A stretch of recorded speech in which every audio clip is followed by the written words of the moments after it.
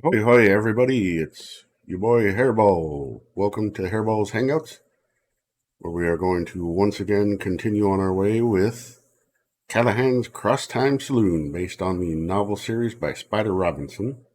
How is everybody doing today? Stuff went by too fast.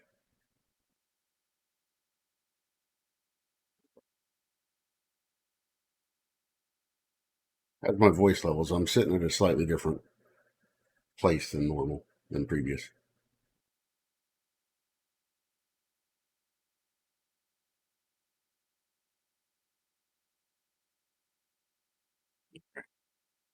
Well, let us go ahead and turn up a beat. No, let's go over here.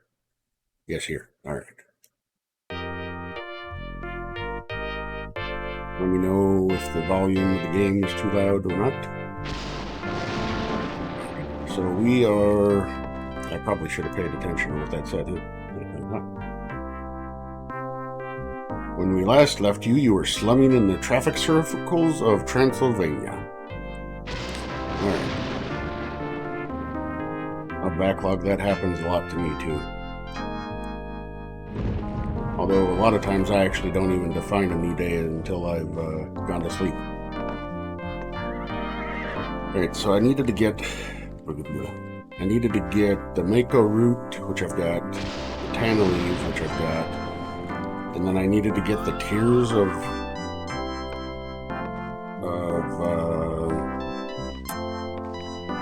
what was her name? Shanna? Maybe I'll ask him.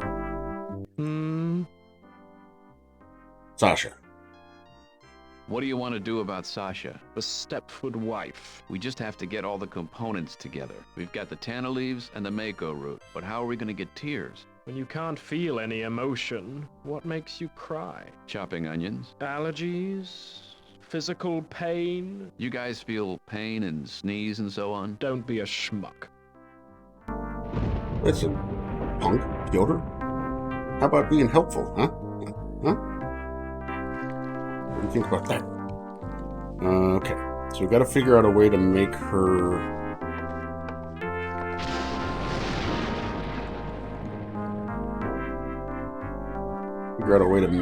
cry. Actually, first I need to figure out where she went. She was in here, but she left. Come on. Make sure she didn't come back in here while I wasn't paying attention. Yeah, she was sitting there. But she got the angry and left.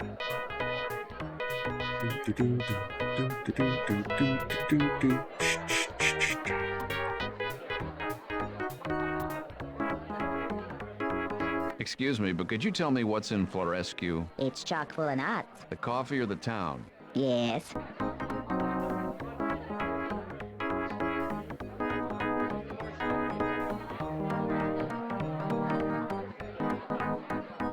Can't get that.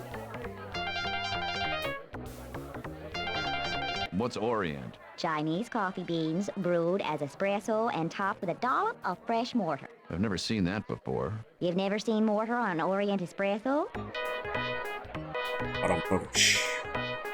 Like the clerk? He is... Everybody is a character in this. What's decappuccino? Cappuccino without a head on it. Decide if there's another coffee that we can use.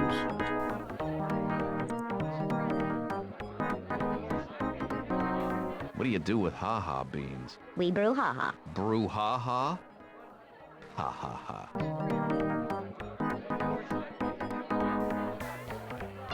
What if I want trouble? What do you make out of... Oh,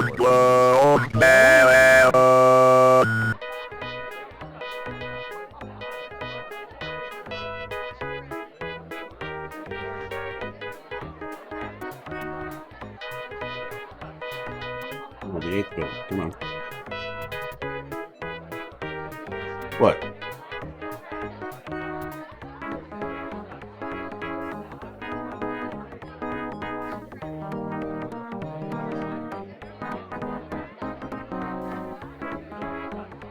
Sam did the long man thing.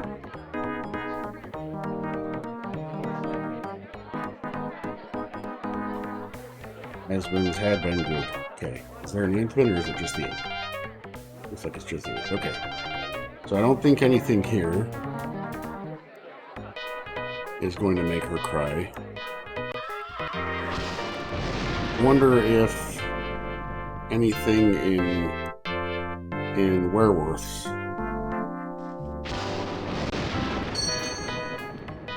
if there's like any sneezing powder or that kind of thing. I don't remember if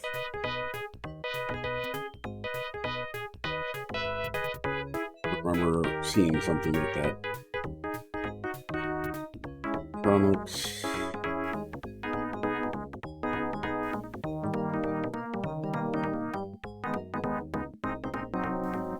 Oh yeah, backlog. You probably haven't met this clerk either. I'd be happy to offer you half off. What's your problem? What do you mean? Well, you're obsessed with eating me. You got a one-track mind. No, I don't have a mind. If I did, I wouldn't want yours so bad. So won't you please share it with me?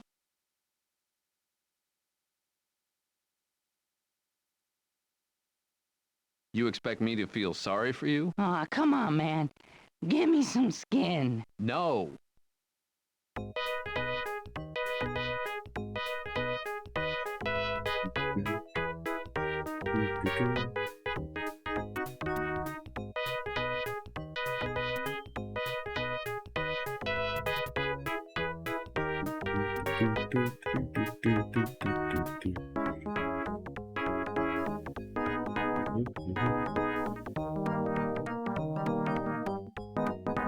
You wipe some of the cobwebs away and take a seat in the cramped astroship. You fish a Bonnie coin out of your pocket and drop it into the slot. It audibly falls into the coin box, but the machine shows not a flicker of life.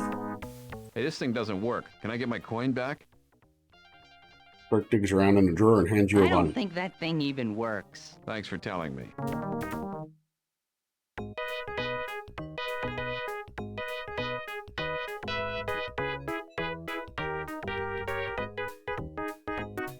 I can fix it.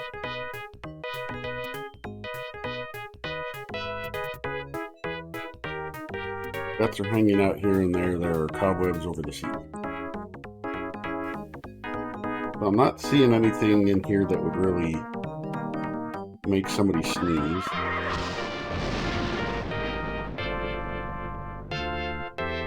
Port front, right.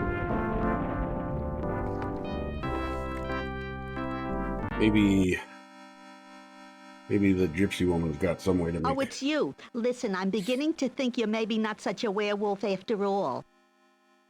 After all.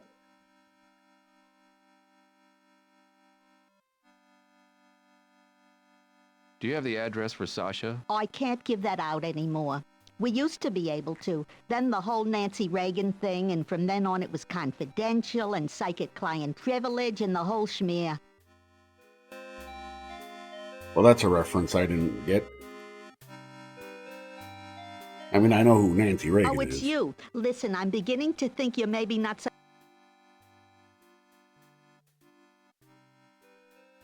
What do you really know about Mr. Eisenstadt? Listen, I know what I need to know. His wives used to tell me everything. His wives? Yes, all 18 of them. Such nice ladies. Such terrible fates. What happened? Oh, it was different in each case. Very sad. Prime of life, each and every one of them. Unforeseeable. But you know, I think every one of them had life insurance, so he's not only available, he's wealthy. And it doesn't take a psychic to know a good thing when you see it.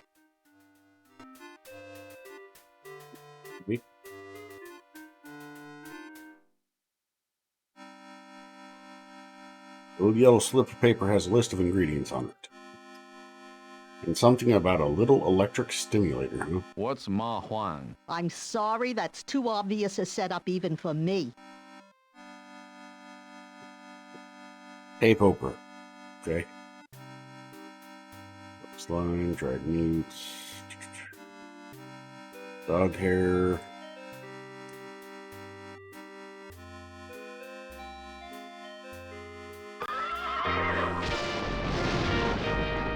So Sasha's not there.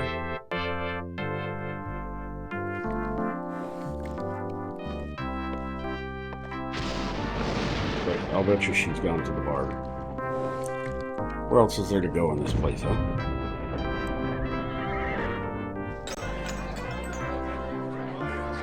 You open the door and step into the local probability riches.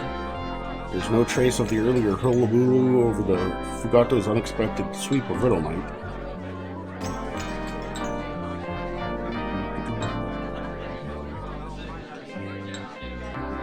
Yep.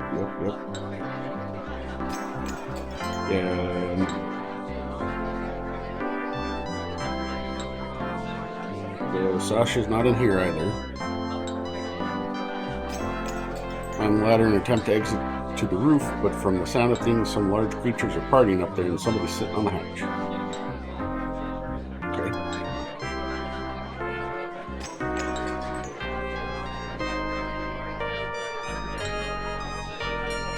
Yeah, I'll go talk to the driver and see if he knows where she is. Oh, thanks for the look, Harley Logan.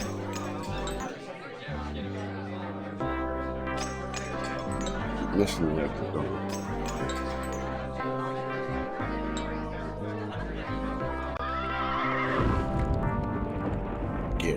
Yeah. Master, Squire, what can I do for you then? Lead on, Macduff.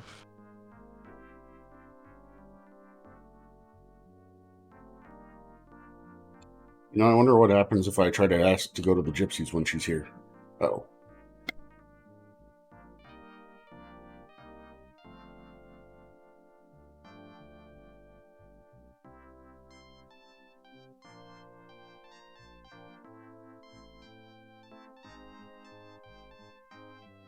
Pardon me. Had to The sneeze. gypsy woman's? She's right over there, sir. Driver leans on her and gives an exaggerated wink to the old gypsy woman who returns it. Hello there! Hello to you, Mr. Eisenstadt. Call me Lumpkin. Oh, you?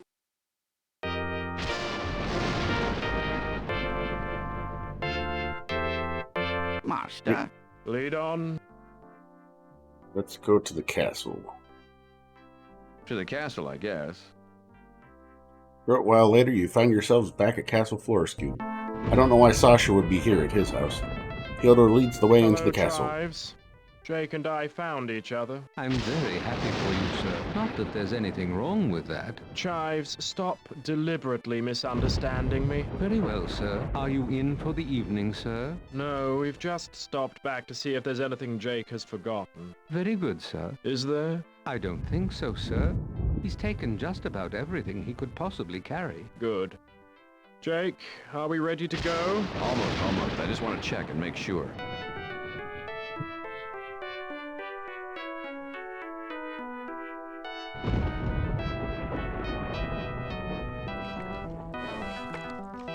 Fortunately, I can't tell if the game's lying to me or not. Well, Sasha's not here. Master, Squire. Lead on.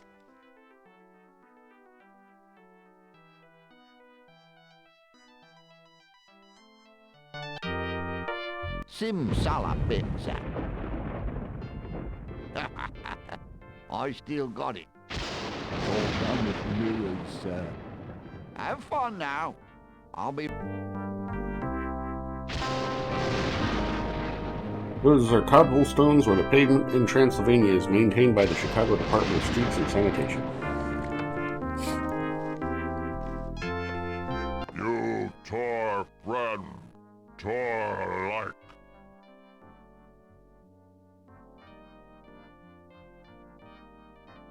So how exactly did you become the man you are today? Tor not smart.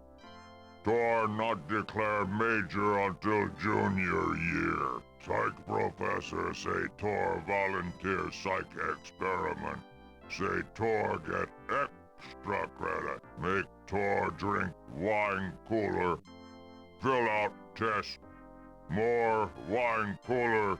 More test. Until... Rah!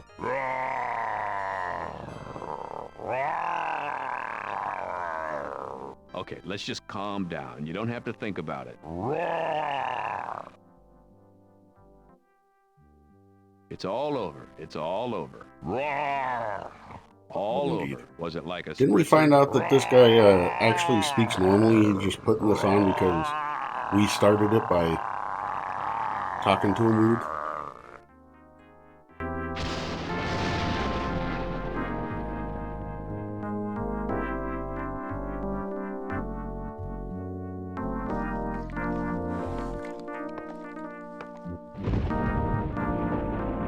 If there's any other place.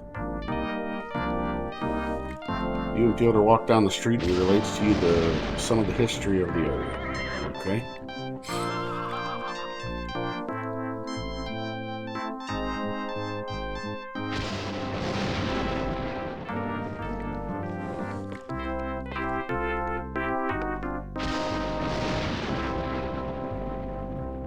Stop ignoring yourself.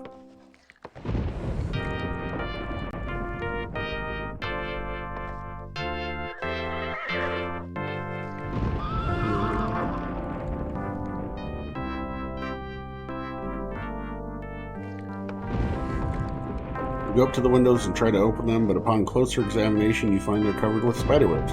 The webs have large, glassy black spiders that you remember seeing depicted in a Boy Scout manual. Naturally, you shy away from them.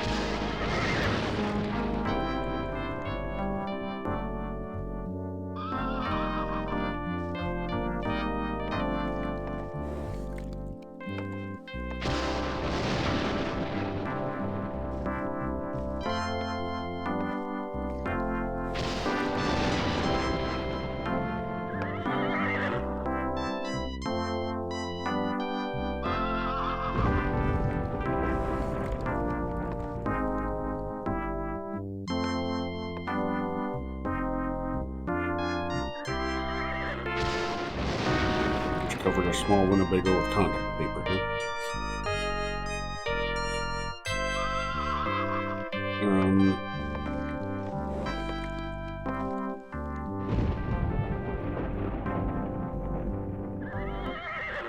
Don't even know how to.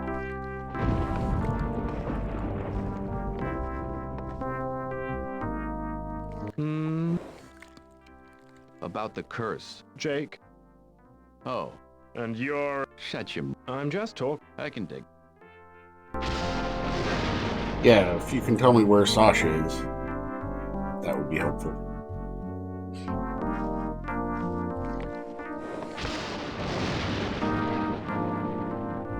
You can probably figure it out.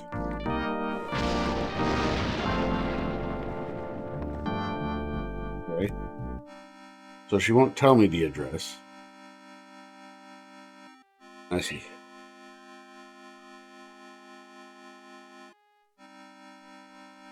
Okay.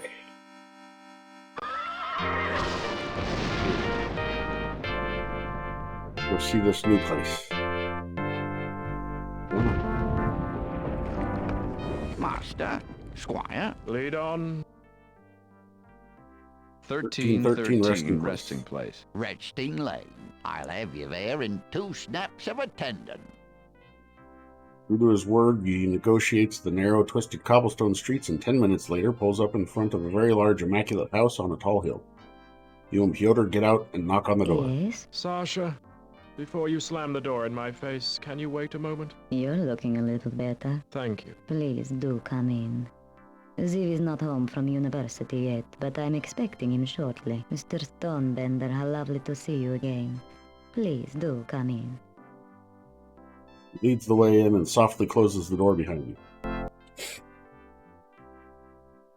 Sasha nervously asks Is you that if you're a actually a problem? werewolf. She remarks quietly that she has an allergy. You rub your hand on the thigh of your jeans, scraping off almost the entire pentagram and display it to her. It's one of those temporary things. I'm not really lupine. She cocks her head and gives you an on look, but she quickly suppresses it and leads you further inside. The house is spectacular. If you like the feeling of living in a museum, the decor is impeccable, the furnishings are genuine classics, but as a home it's cold and unpleasant with a heavy, musty smell of a general atmosphere of lifelessness. It's just a temporary tattoo that I put on there to trick the gypsy woman into thinking that I was a werewolf so that I could get into the bar, because you had to have a curse mark in order to get into the bar. I had to get into the bar to find Pyotr, which is the whole reason I'm in this area anyways.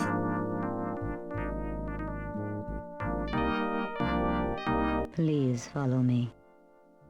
You and Pyotr accompany Sasha to a cavernous living room, and she gestures to a small divan with plastic slipcovers. You take up position, Feeling but better? Yes. we'll write quickly. Nobody is quite sure what to say next. Ziv is due back from university any moment now. I'm sure he'll be glad to see you. That's a lie. Please, Pyotr, let's not. Not what? I don't think you came here to bicker with me. Perhaps I'm wrong. Pyotr thinks No, about this you're for a right. moment. We're here to try to prove something. Really? Pyotr looks over at you. You swallow uncomfortably. Alright, so...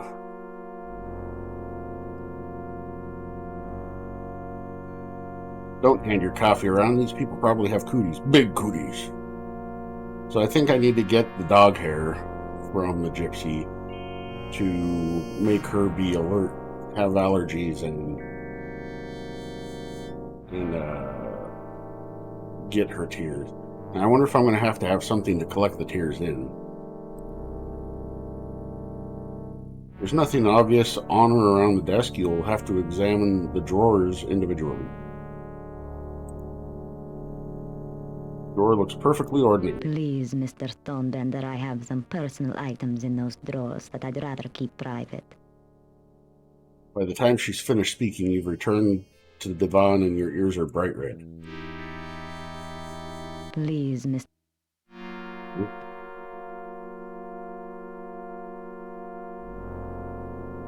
Please, Mr.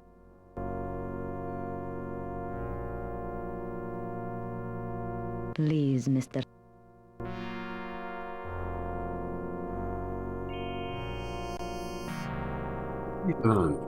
No, it really is, and if you're playing with somebody else in the room, we've just given you a beautiful setup. Go nuts. What?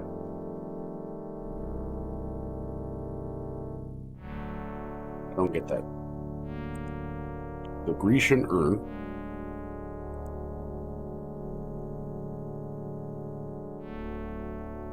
Am I supposed to be making puns about that? The urn is not on your current list of things to find, nor will it help you to find anything on your current list of things to find. Sasha's house is an odd mixture of grandiosity and disuse. Much of it is beautiful, or would be, were it not dim and thick with dust. Strange that anyone would choose to surround herself with so much beauty and yet not take the trouble to perform even the most routine maintenance.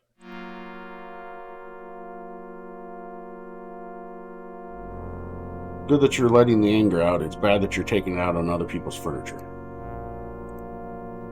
You pick the urn up off the top of the desk and peer inside. You can't see anything, so you reach inside. All you feel are a lot of pebbly rocks and coarse Would you sand. kindly put Mother back on the shelf? Okay. A lovely statuette of death with a clock in his stomach. You've got enough clocks at home, and they're all a lot less morbid than this one. You step over to the clock and examine it closely for hidden panels, secret switches, or even just a snooze button, but you find nothing. The trinket looks like a little green porcelain man riding a big green porcelain I scorpion. think that's a porcelain miniature antique stovetop. Not even sure what it is, let alone whether or not you have a reason to take it. Do I really need a reason to take anything? It's painted beautifully, but the subject, child with razor, is a little on the macabre side. You've already got some art at home. This portrait would only be obscured by the brilliance of the poker-playing dogs on velvet carpet. You move the portrait away from the wall. Behind it is more wall. Oh, a mural, huh? A highly detailed mural of Bacchanalia runs along the top of the wall under the balcony. There's a balcony? Beautiful portrait of Sasha is hung on the wall. Even though the painting looks very old, she still looks almost the same age today. Is she a Dorian Gray? You take a surreptitious glance behind the painting. You can just make out something protruding from the wall, something like a nail, and there's wires heading from the frame of the painting to the nail. In fact, the painting seems to be hung on the nail with the wire. It's about the most exciting thing you'll find behind any of these paintings. Listen, game. Say, this is You an don't tell original me. production cell from Pinocchio.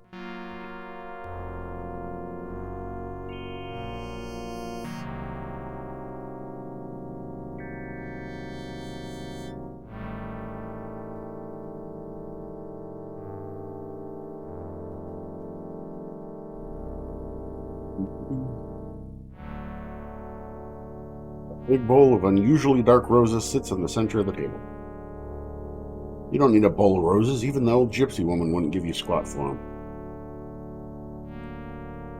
You get up and do a slow, casual 360 around the table, but other than the flowers and the bowl they're in, nothing catches your eye. The roses reek of rot. The only arrangement you'd find acceptable for these flowers is for them to be buried at the bottom of a salt mine and covered over with concrete. That's a little harsh. A rose so deeply violet that it's nearly black lies on the tabletop. Thinking it might perk you up to carry a flower around, you arise from the divan to get a rose from the table, or if you prefer you arise from the divan to get a rise from the table. The blossom is sticky in places with webs of gelatinous goo threaded from petal to petal. In fact, it reminds you of your own flowers at home, which you allow to sit for weeks after they've died, until the water begins to crawl out of the vase. You replace the blossom on the table and wipe the putrescence from your hand as you sit back down. Since the divan has a plastic slipcover, you're tempted to wipe your hand off on that instead of your pants, but no. Sasha probably doesn't want those slipcovers to get dirty. Why not? She lets everything else in the house get dirty. This is an original Bruegel, circa 1550, from his early How Many Things Can You Find Wrong with This Painting period. You trot into the dining room and quickly look behind the Bruegel. Oh look, there's an original Martin Mull right behind it. Isn't Martin Mull the comedian actor that's on Hollywood Squares a lot nowadays? I guess he was also in that, what was that TV show we were watching, Dragon Gym, the Young Folks or whatever, where they're in a home. Painting depicts Napoleon getting caught by Josephine in the act of kissing a servant girl. Smile, you're on candid canvas.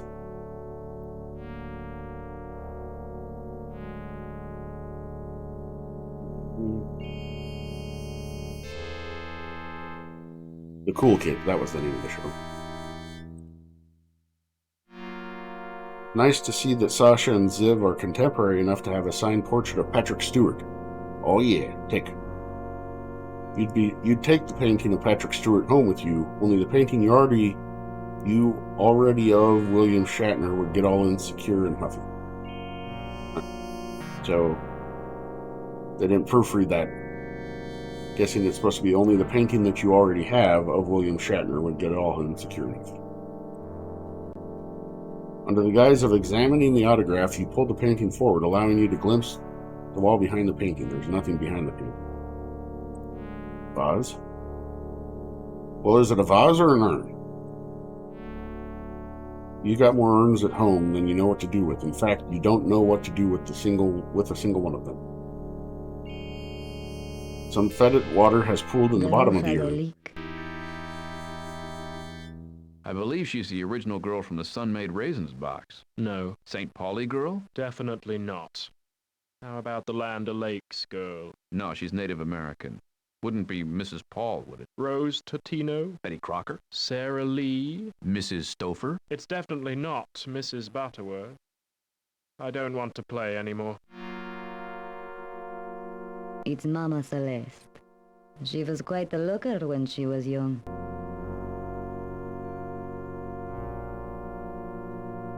Put your crying clown picture. Which one was that? Okay. lesser-known Norman Rockwell seen caught necking in the front seat. Boy, do those rosy-cheeked kids look surprised. And just to look at Dad pulling off his belt while Mom stands by with the cookies. No way you're going to fool Sasha, so rather than try to sneak a look behind the painting, you decide to brazen it out. Anything behind that painting? No. I'm gonna take your word for that. How come some of the chairs are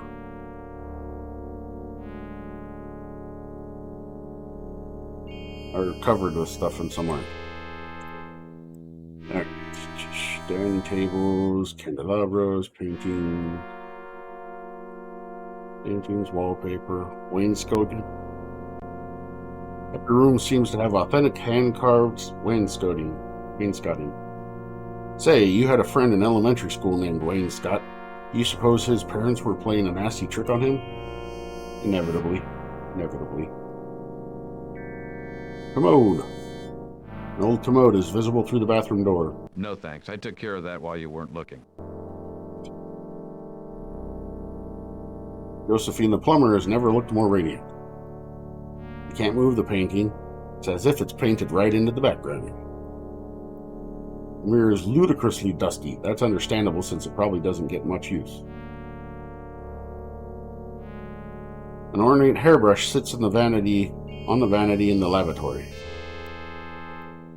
You excuse yourself and go into the lavatory, shutting the door behind you. Under cover of a flush of the commode and the running of water at the sink, you slip the hairbrush into your pocket, vowing to return it later. Hopefully you weren't vowing too loudly.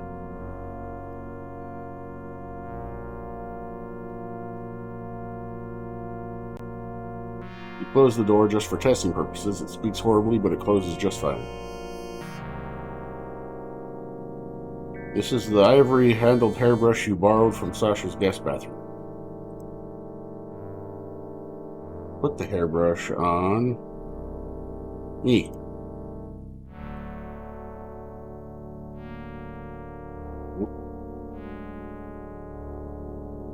Alright, was there a werewolf in the thing? Think she'll let me come back if I leave? Pallid bust of Pallas stands outside the chamber door. Just a bust and nothing more. Bust is way too heavy. Get your mind out of the gutter. You walk over to the bust and run your hands all over it, looking for hidden levers, secret buttons, or swiveling necks. The bust appears normal in every regard. They must not have a bat cave. Insert your own bust joke here.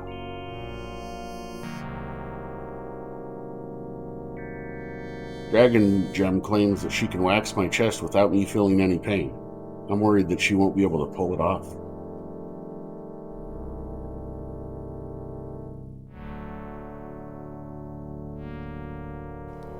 Get out. Mute my second. Go.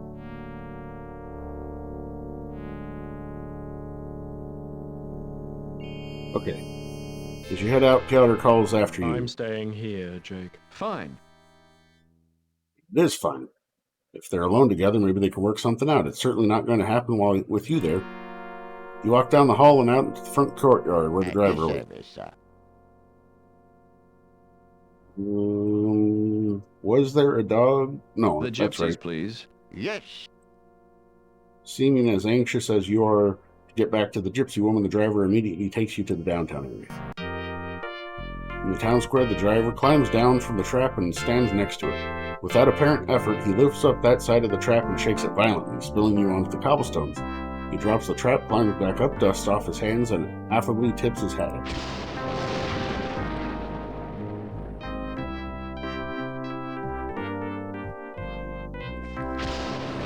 Come in, Nate. They're not great. How's it going? Alright. What is Chet? Nope, he's no. Is there a werewolf in here? There is a werewolf.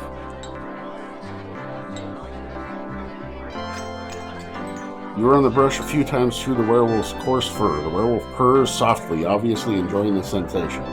When you have a brush full of authentic werewolf dander, you stop. The werewolf grunts forlornly. Nice. Yeah, it's a heck of a cool looking bar, and there's another one in New York that's exactly like it. Or Long Island, I guess. I don't know if Long Island is part of New York. I think it's in the state, but not in the city. I don't know. No, I don't have a box copy of it. I don't have actually, I don't have box copies of any of my games because I never kept the boxes because I never thought about that.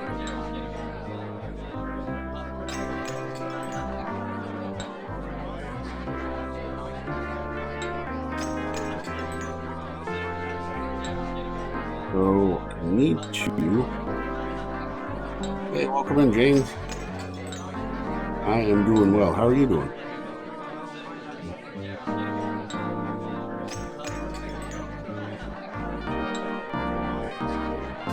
No, this is not a legit CD copy.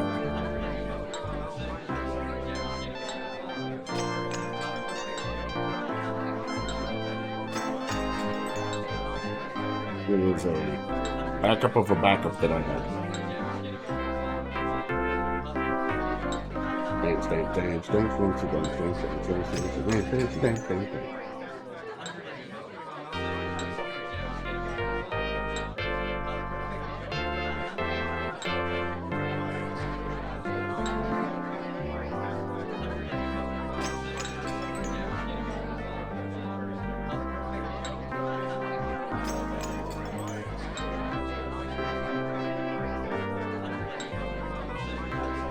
You see, what am I looking for? So I've got fur. I don't know if I need to get some way to collect the tears.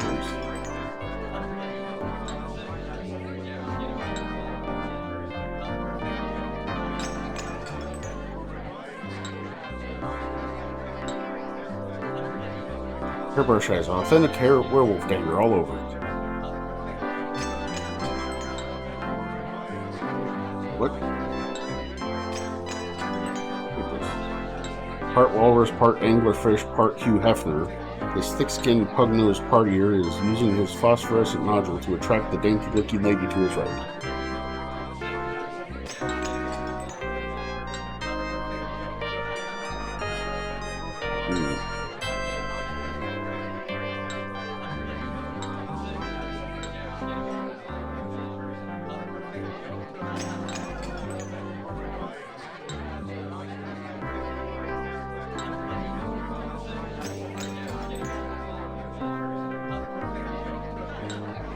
Well, let's go back and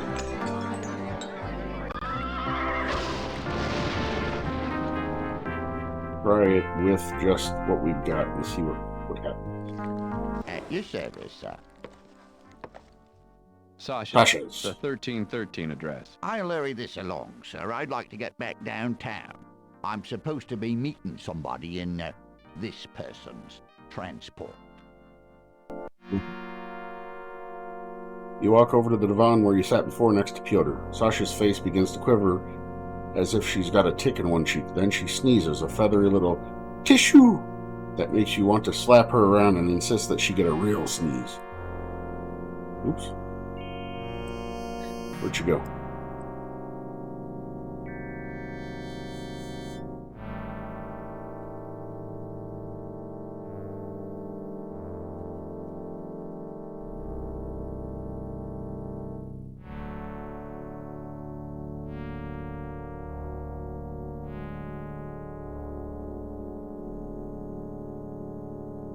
Vinyl slipcover aside the couch is a magnificent antique, as is Sasha, but Sasha's vinyl slipcovers are internal.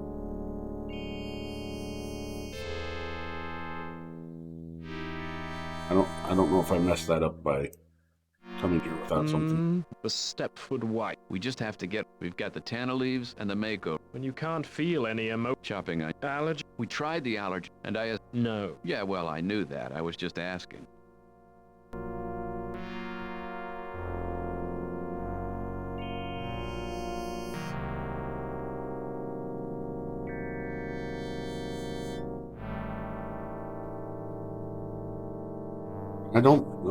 I haven't checked today, but I don't have follower emotes yet.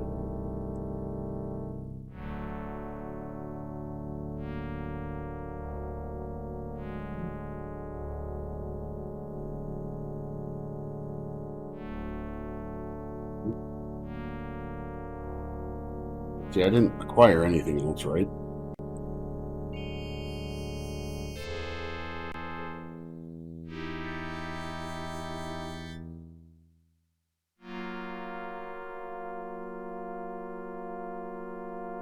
Sit on the couch. As you do, you feel a little something pressing against your leg. You raise your thigh and find a small plain key. Okay.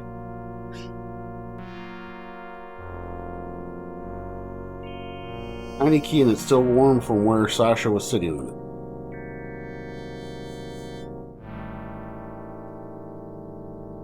Okay.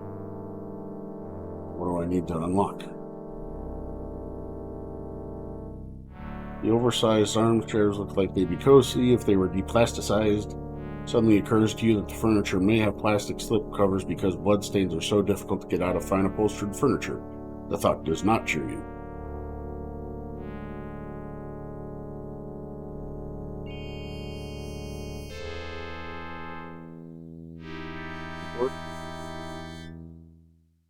Large sideboard stands gathering dust, and instinctively you draw a line through the dust. With your finger, you hurriedly wipe off the entire surface with your shirt to erase your doodling. Moments later, you can see the dust start to settle again.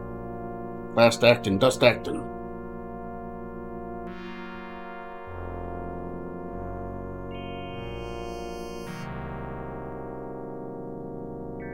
Nice.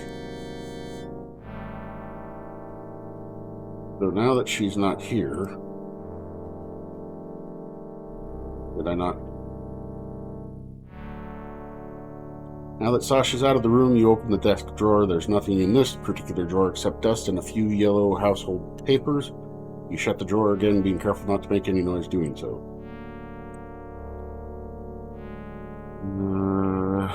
Same thing there. Unlock the drawer with the key. Pull open the unlocked drawer. Inside is a small bundle of letters. Something that looks like it used to be a flower and a small vial with a couple of drops of clear fluid inside. Gee, I wonder what that could be. Pyotr? My letters. I can't believe she still has them. What about these? That flower. I'm not sure. I think I bought it for her on our first date. And the vial? Those are the tears from when she told me she was going to marry Ziv. What a thing to say. She used to be very romantic. Oh.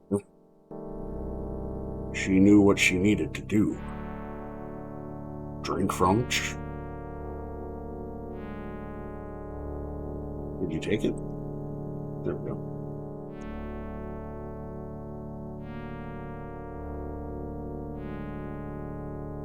The ink is faded. You could probably read those if you tried, but in deference to Pyotr and Sasha's privacy and the fact that they're both still walking around, but not actually still alive, you squelch your curiosity. Okay. So. Okay.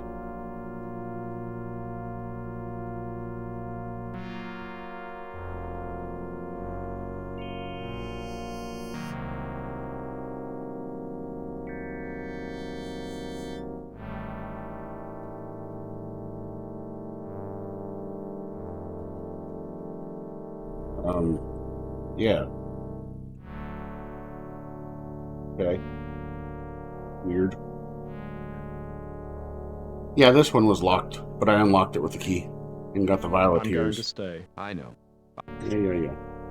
At your service, sir. The The gypsies, please. Yes, sir. Yada. Gypsy? Ma'am? Oh, it's you. Listen, I'm beginning to think you're maybe not such a werewolf after all.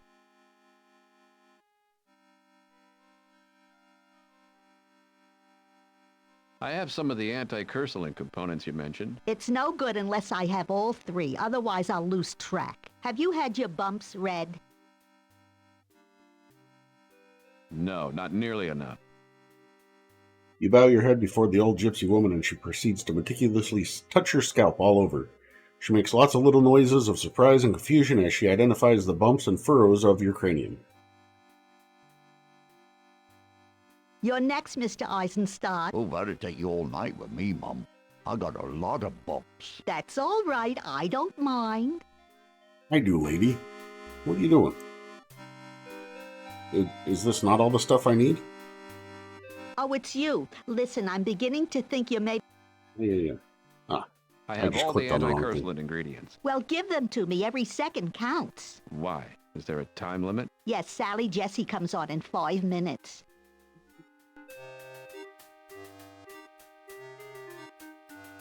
What are these? Tears. Okay, and The anti-curselant. You don't remember? I'm sorry, I can't keep it straight. 80 years ago, I remember like it was this morning. This morning, I remember like it was 80 years ago.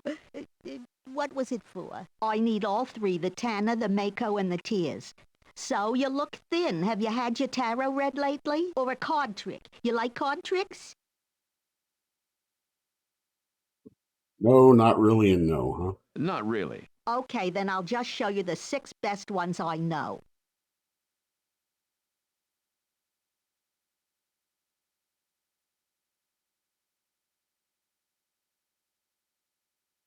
Yeah, that sounds about normal, mate.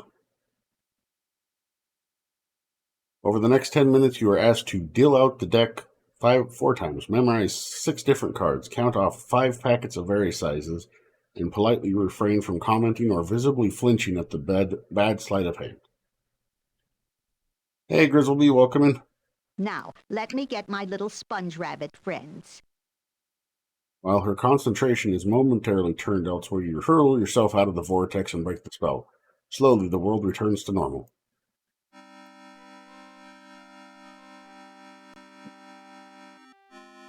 So did she... Okay, so she took it.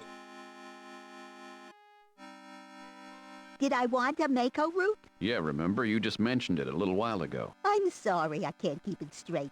80 years ago, it's no good unless I have... Have you had... Yes, but thanks anyway. Fine. I don't have to read your bumps. Sorry, I'm immune. The gypsy woman's eyes flash black light for a moment, and her face grows dark. You puny mortal. You have no idea of what my powers can do. But that's all right. You think whatever you want to think, even if it cuts my heart out to hear it.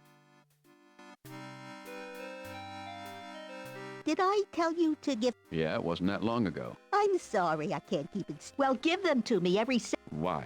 Is there a time? Yes, Sally Wonderful. Everything I need for the anti-curselant is right here. He bends down and turns around and gives you a wink. I'm gonna mix it up right here in the sink. Gotta stop clicking too much. Looks like India ink, uh-huh. Love potion number 9.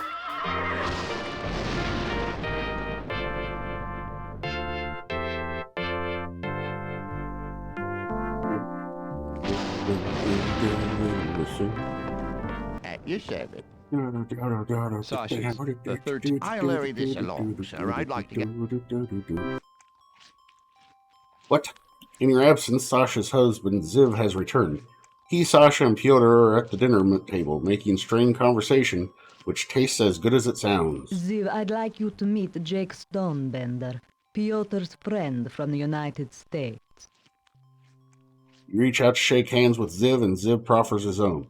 His hand is cold and rock solid. Nice to meet you. The pleasure is mine. Am I interrupting anything? We were going to eat, but it seems I'm the only one with an appetite tonight. Sasha, how about some wine for our guests? Sasha stands, but you hold your hand up. Thanks anyway. I'm not having any right now. Me either. Just me again, I guess. Ziv goes back to finishing his dinner while Sasha waits for his next command. Pyotr seems furious and frustrated.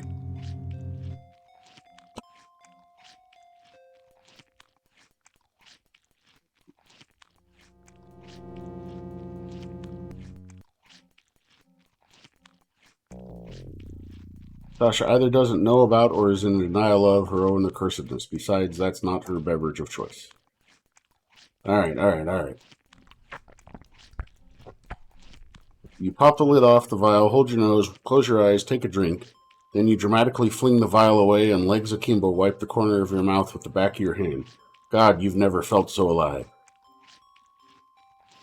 You offer your wrist to Sasha in the traditional offer of compliance. Sasha gives you a faint smile, takes your wrist in her hands. She cranes her neck down as if about to eat corn on the cob, but instead she twists her head sideways and swiftly punctures your wrist. It stings for only a moment, and then, like a mosquito's bite, turns numb. The soft sucking sound she makes turns your stomach, but you only have to endure it for a moment. Then she straightens up, regards your wrist, and dabs with her tongue at the flecks of blood still pooling in the twin wounds. Thank you. You can see the moment that the anti-cursulant first hits her. Her back straightens and her face reflects first confusion, then understanding, and then rage. She gapes wordlessly at Ziv for a few moments. What? What's the matter? Sasha, control yourself. Sasha looks for a moment as if she's going to scream at Ziv, but instead, she draws her hand back and slaps him across the face. Very, very hard. Ziv, without hesitation, slams his fist into Sasha's face, and you think you hear a crunch.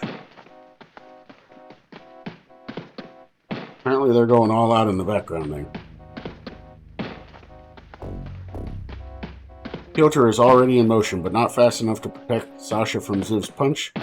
As Sasha crumples to the ground, Ziv grabs Pyotr by the neck and throws him onto the table. Ziv wraps his hands around Pyotr's neck and pulls, as if he's going to try to choke Pyotr, but as if he's not trying to choke Pyotr, but actually trying to separate Pyotr's head from his body.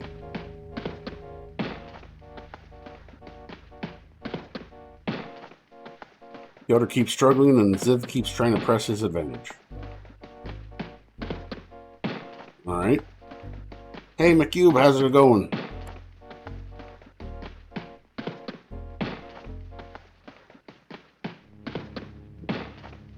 Don't hand your coffee around. Yeah. Ziv chokes Pyotr. Pyotr gasps for air. I don't know if I'm supposed to just let them go, or... I'm doing good, Mac. How are you doing? Or if I'm supposed to try to stop them.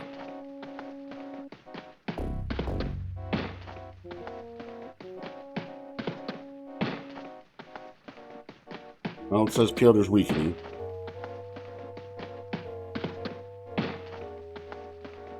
Okay.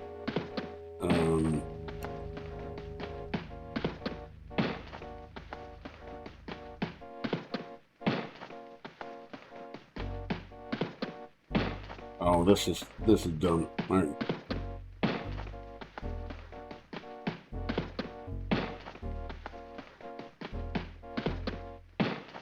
I want to put the headless box onto Pyotr and make it look like he's...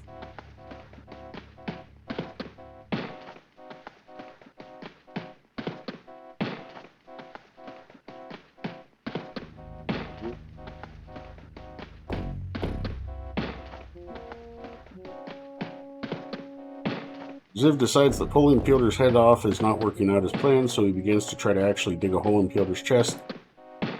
And there to pull his heart out and stuff it into Pyotr's own mouth, a very well-respected means for one vampire to off another.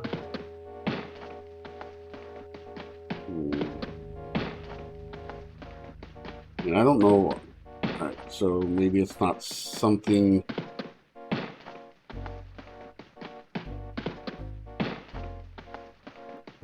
Here, painting, candelabras...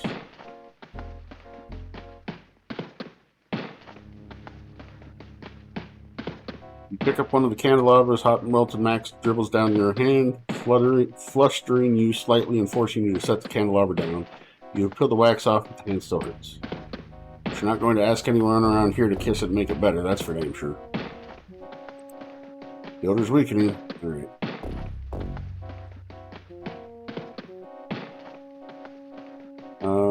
I don't remember there being anything that like I could have picked up and beat somebody in the head with.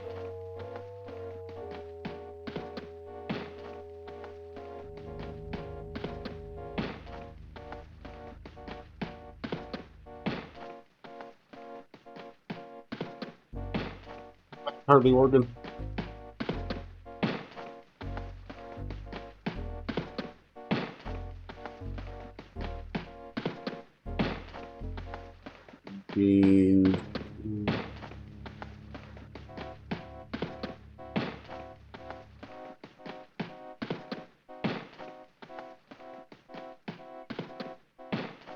Hello, Butches.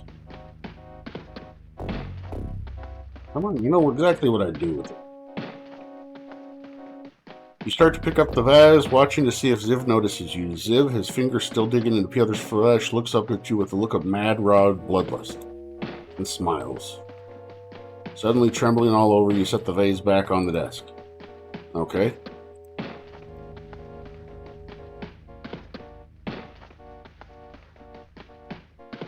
Have I seen a bone? Not here.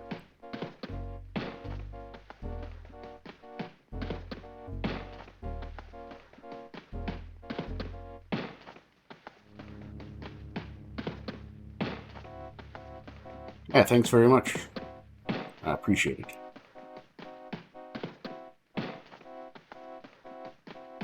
How was your shower? Hopefully it went well.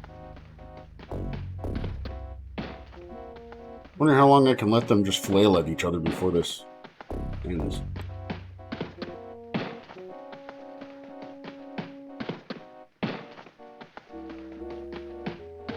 What is this stuff on the ground?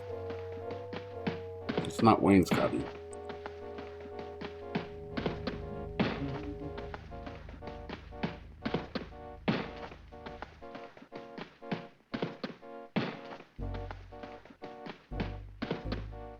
I don't have butter, or the means to produce butter. Oh, there we go, steak bone. You daringly crawl on your belly to the dining room table and snatch the fallen steak bone from the floor.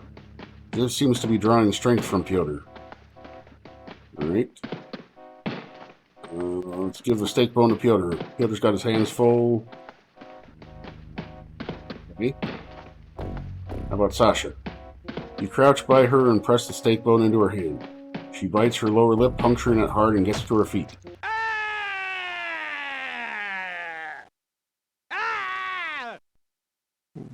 Why? Figure it out, Professor. That's what I did. Don't you know red meat is bad for your heart, baby? Pyotr, are you okay? Sure. I'm not strong, but I'm wiry. Pyotr? Sasha, would you come with me? Oh, Pyotr, I can't. I mean... Excuse me, I'll be outside. You kick around outside the house for a while, talking to the trap driver about everything except vampires, mummies, werewolves, and B-movies. Pyotr comes out after a while alone. The two of you climb into the trap and head back to Pyotr's castle. On the way, Pyotr doesn't say anything, but the two of you know that he can tell you anything when he's ready, and you'll be ready to listen. Early the next evening, Pyotr asks you if you're ready to go back to Long Island. You coming with? Guess so. So, the two of us. She says she doesn't know herself. Hasn't been herself in 50 years. Wants to learn to fly again, she says. Spend some time alone. You know. It's a chick trip. Yeah, I know. But I was hoping... Hey, you got your whole life ahead of you. No. My whole life is behind me. My whole death is in front of me. Pyotr packs a few things and has a brief conversation with Chives behind closed doors. When he comes out, he joins you in the trap and directs the driver to Werewolves. We picking up snacks for the trip home? We can if you want, but we'll be home in a few minutes. Explain. Didn't you see the time machine? Yeah, but it wasn't working. Did you plug it in? I didn't think of it. You're gonna love this. You arrive at Werewolves and follow Pyotr inside. He kneels down behind the time machine and plugs it in. Then he slaps a coin in the slot and piles into the machine. Come on, Jake. Attaboy. Why not? Pyotr sets the controls for his house where you left your truck, and on the same evening you stowed away. When he pushes the button, the time machine rocks in place for a couple of minutes, laboring under the weight of two adults and not going anywhere. Pyotr whacks the side of the machine, and a split second later you're sitting in Pyotr's driveway. The two of you climb into your truck and drive the few blocks to Callahan. Hopefully I put the thing back.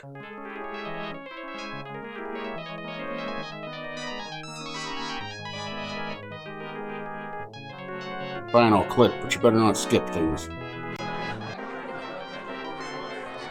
Oh yes, you've returned all of Pyotr's magic tricks to him, along with Star Bucharest chalk, and you've even put a brand new old coat hanger in your truck. Oh, there we go, good. 20 minutes. Jake, see, I knew you were something of a private dick. That's why I knew you were the man for the job. Pyotr, good to see you. Everything okay at home? I think so. Good. A drink? Ginger ale. You got it. Oh, so he likes light-haired chicks, huh?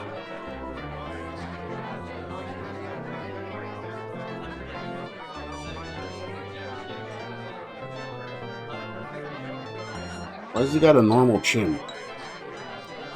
I'm gonna try to...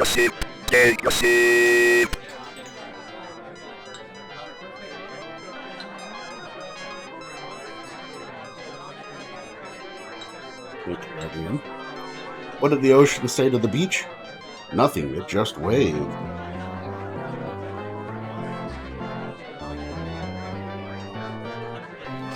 Get out. You hoist yourself up the ladder, push the hatch open, and find yourself on the roof. Just on the other side of the hatch is the rooftop. You stand up and look around you.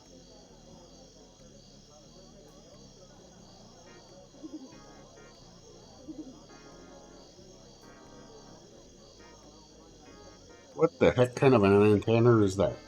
This isn't just an antenna that pulls in some very odd channels. You look at it from just the right angle, it's in just the right light. It looks like a Keith Haring painting.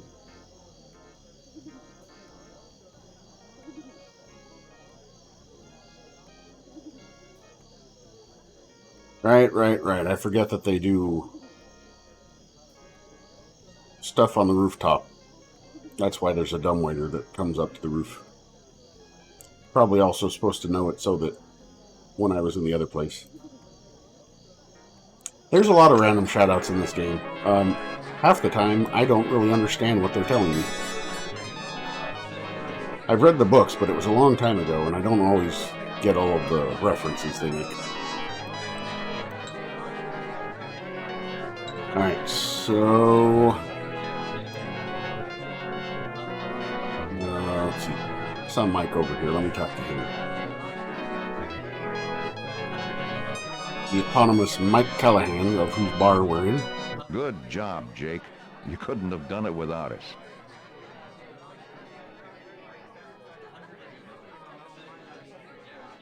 I think I'm ready to get Pyotr now. You're positive? This is your chance to back.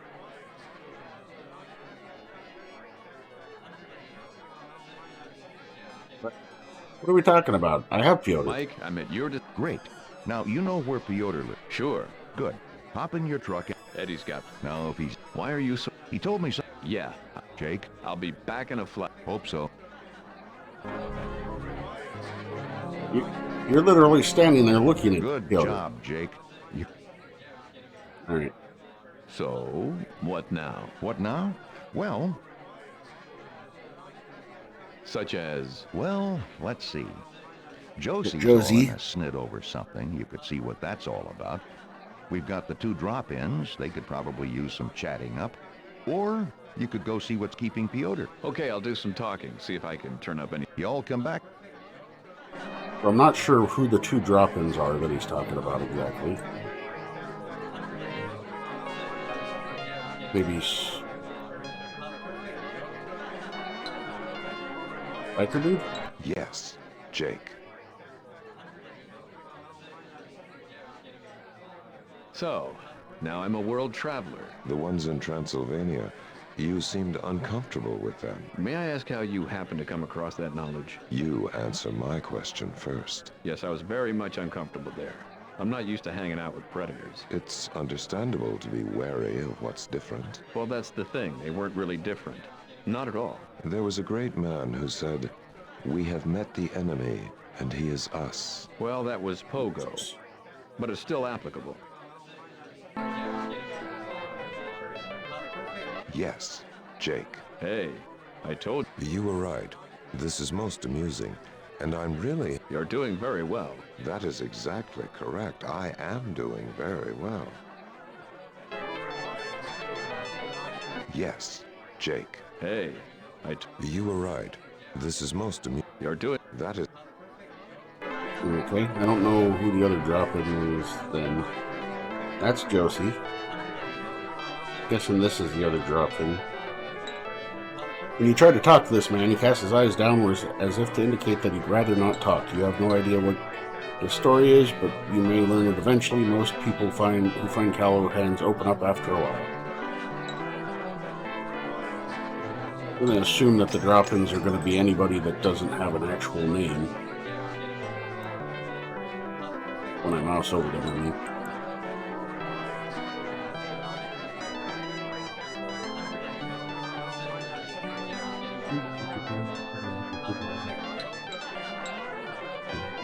RG, Walker. Get some foot in. Alright, so let me chat up Josie some more then. Hi, Jake. You're talking about beans. It's my opinion that chocolate, you know chocolate, right? The aroma cacao, which translates to food of the gods. Hey, no proselytizing. Yes, I am familiar with chocolate. Doc, on the other hand, seems to feel that coffee... Oh, well, when you say it that way. I think that coffee, at least the way Mike makes a God's blessing, is easily superior to chocolate. More complex, more sophisticated, less reliant on sweeteners and vanilla and other additives, and lecithin and emulsifier. Coffee is so pedestrian, and chocolate has a lot less caffeine. What do you think, Jake? I think before I tried to take the middle ways.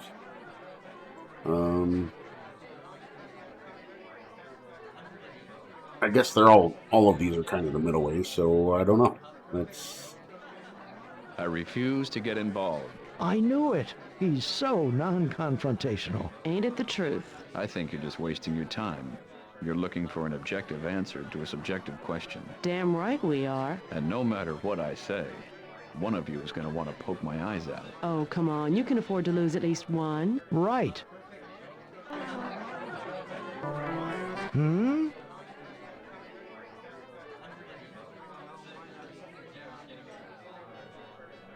What have you got for time lag? I think I have some tiny time pills in my case. I've already started taking those. Oh, good. Then continue 'em.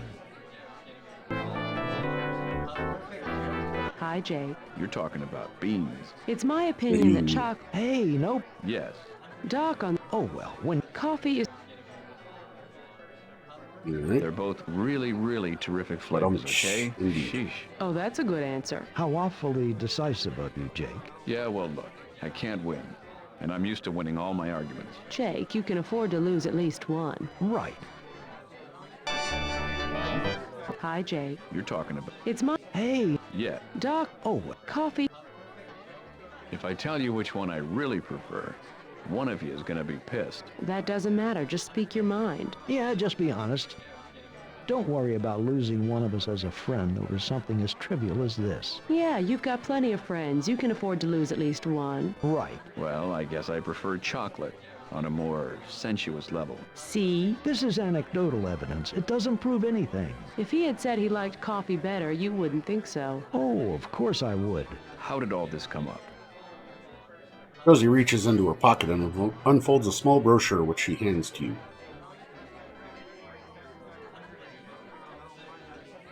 This is from my time, Jake. You skim the brochure. It's an ad for a brand of chocolate you've never heard of. It also outlines the process by which chocolate is manufactured from bean to bar. Yeah? Here, look at this paragraph. She snatches back the brochure and points to a particular paragraph, which she shoves in your face. The world's greatest chocolate is believed to have been grown in one small area in the Brazilian rainforest. Unfortunately, this discovery was made too late to save the grove of trees, later designated Theobroma cacao ultimissarum, and exists only in a couple of pods too damaged to be viable. The loss of these trees to the chocolate world can never be estimated, as they were destroyed by the Fax-Castaroga Pencil Company during its clear-cutting operations in Boa Vista. It goes on to reveal when the grove was believed to have been destroyed. When's that? Tomorrow. This tomorrow? You mean tomorrow? That'd be the one. I think we should head right over to Fax-Castaroga headquarters in Manhattan and stop them. It's nighttime. Doesn't have to be. What do you say, Jake? Want to come along? You're a folk singer. You know how to raise your voice in protest against the pig dogs of the fascist military-industrial complex. Interesting words from a cop. You with me or not? I think she's a time cop.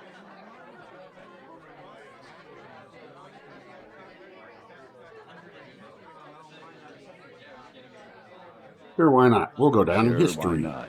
Maybe we'll go down in history. All right. It's a wild goose chase, I tell you. You ready to start, or do you want to stick around for a bit?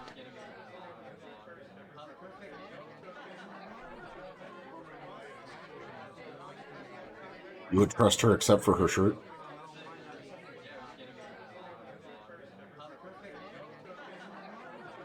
I was going to say that it looks like Doc probably has better boobs, but...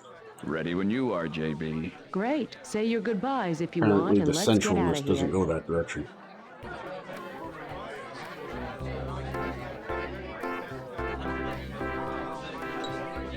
But, oh, she's with me, okay. Hi, Jake. Shall we go? Hey, I've been ready. Just waiting for you. When you head... Okay.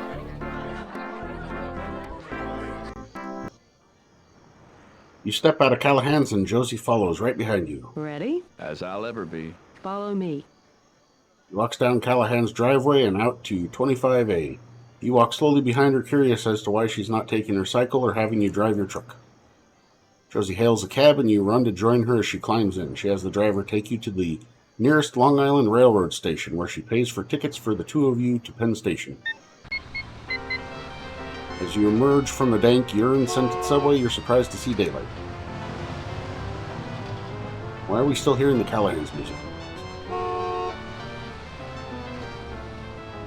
Hey, just how long were we on that train? So I rewound the clock a few hours. I thought it would be nice to give ourselves a running start. Besides, I figure we should start at the top, at Fax and Castaroga, and see if we can't just do this the easy way. Why'd we take the subway? Why not just zap us here? Or are the time police not supposed to take riders? Time we can handle. Space, we're not quite there yet. I want to go from time to time, I can do it.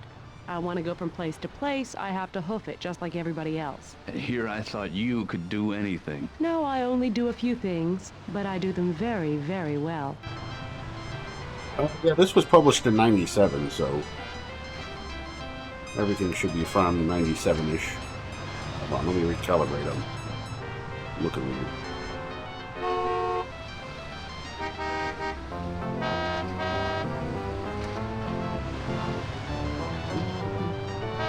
If April showers bring Mayflowers, what do Mayflowers bring? Pilgrims.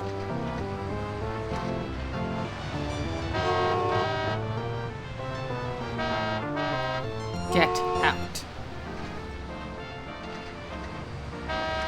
Alright, so what do we got here? I should probably not have that in my mouth. Just make me sound weird when I talk. I'm going to buy a pretzel. Take a bite of the pretzel. It's soft, lukewarm, undersalted, and a little bit gritty. I think I've had enough. You see, you spend money on something like that, you end up regretting it. And you spoil your dinner. You've got great maternal instincts. Don't talk with your mouth full.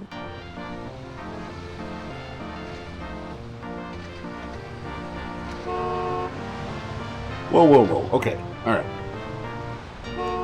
How can we tell if this person is a masochist just by looking at them? I mean, it's not like they're wearing a dominatrix outfit or something. I can't. She's speaking pretzelese or something. Oh, is she a masochist because she's eating from these pretzels that are lukewarm and only semi-good?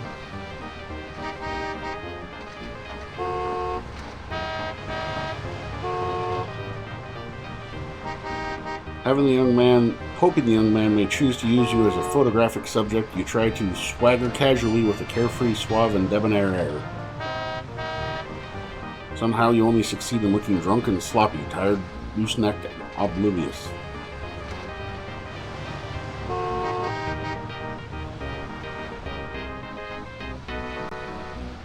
The Keen-eyed shopper closely examines the posted credentials of the fortune teller. According to the list, the fortune teller is a member of the Professional Psychics Board, the Affiliated Psychics of America, and the Psychic Retailers Association. She is also a contributor to the nonprofit Cable Channeling Channel and is a graduate of I Know All About You. Isn't it nice to see that consumers are learning how to shop smart? You offer to look into the future for the woman, and she looks at you appraisingly for a moment. She comments that you don't look like a psychic to her. Maybe the Messiah, but not a psychic.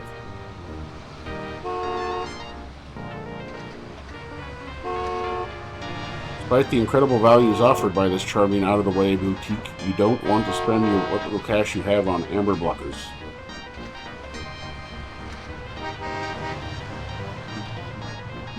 Oh boy. That's a pretty skeezy looking dude. Where can I get an outfit like yours? Independently owned and operated, my friend. I mean the outfit you're wearing. One of a kind. You can't get these anymore. Saw this guy on a computer wearing one of these and said, hey, sharp. Had to have this made special. Okay, so that seems like a Larry Laffer, Leisure Suit Larry reference. Could be wrong. I'm from the State Attorney General's office. Get out of here. I am. Every bum who comes around here says he's from the State Attorney General's office. Thinks I'm going to give him money for booze. You're the fifth one today. Get out of here. Josie, what do I tell this guy? Tell him you're with the FBI.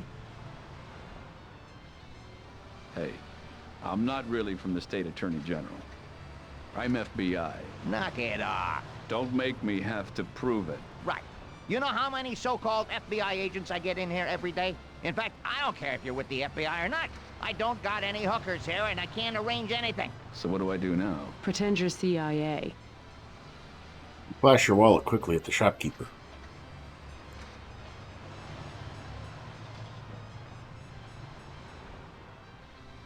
All right, sir. I'm Agent Skulder, CIA. This is my partner, Agent Mully. You're CIA? That's right, sir. Okay. You gotta go to Phil's place. He's got the store, same location, next block down. He's got everything you asked for. The nitrous oxide, the anteater, the rotating brushes. He says it's all taken care of. Well, he believed me anyway.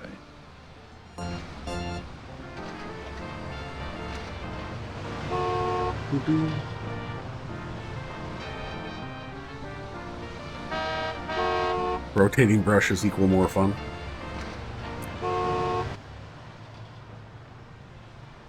Do you have any special sales today? Everything. You mean everything's on sale? No, we're having a sale on everything.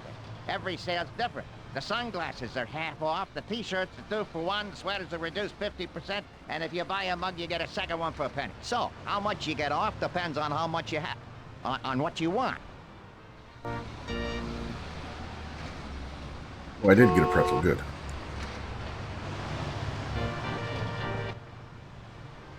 I'm looking for something in particular. What?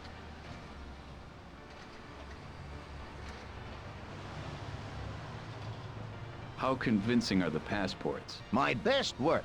I've been smuggling stuff in and out of the country for years on one of my passports, and they never questioned it or searched my luggage. What have you been smuggling? Luggage. But keep quiet about it, all right? And you're in luck. Passports are buy one, get one free. If I ever need a fake one, I know who to go to. Don't wait. The sale's only on for another couple of years.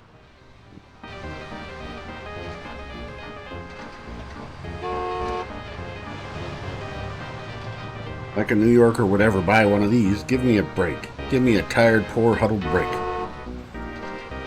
Alright, I don't remember what Josie actually told me to do.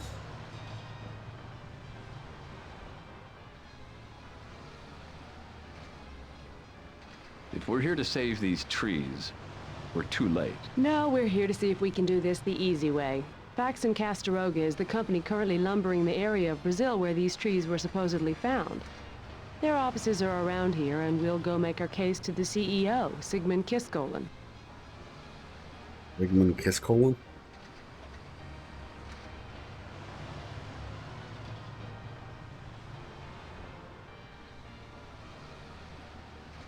He's probably been confronted by environmentalists before. Look, there's no point in assuming he's going to be uncooperative. It doesn't hurt to talk to him about it. And if we don't get anywhere with him, we go to Plan B. Which is? Trust me, I'm a cop. I know exactly what I'm doing at all times. Kiskolen does sound like a real asshole, yes. Maybe he'll be some brainless pretty boy who slept his way to the top, whose mind we can easily manipulate. Well, Sigmund Kiskolen. With that name right there, you know he's a babe. Of course, I'm not sure who you'd sleep with to become CEO. I'm sure there's somebody. People go to astounding lengths to get ahead in business. Somebody sleeps with Marge Schott, go figure. Sounds like a plan.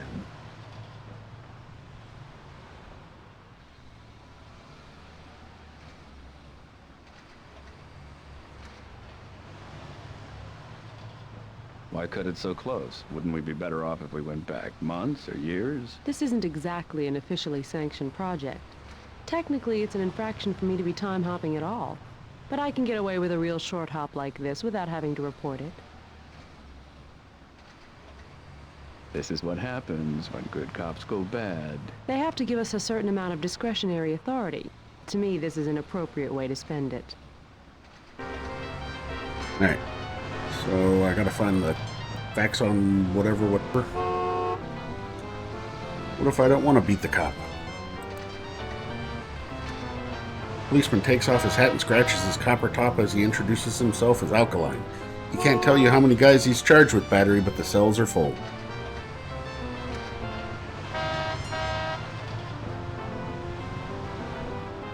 The hotel. That's a loiterer.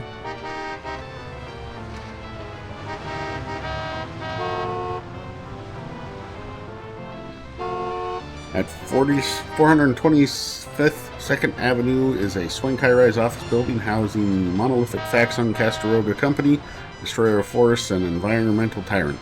They make a hell of a number 2.5 medium soft. Try to open the revolving door and end up with an ugly bruise on your patella. You enter the office building and take the elevator to the 15th floor. Well, actually, you first go to the 24th floor because you got into the wrong bank of elevators, and so you had to take the elevators back down to the lobby and then up to the 15th floor. Technically, though, you didn't take the express elevator back down to the lobby because you got out on the first floor thinking it was the ground floor. It's not, so you had to take the stairwell down one flight to the lobby. But as you discover too late, the stairwell doors are locked on the inside. After pounding on the stairwell door for a while, you decide you'll have to climb up floor by floor and hope to find one of the doors unlocked. 6 flights and 2 elevator rides later, exhausted but congratulating yourself for all the exercise you've gotten today, you emerge on the 15th floor, shuffle into the swank offices of Faxon Castaroga.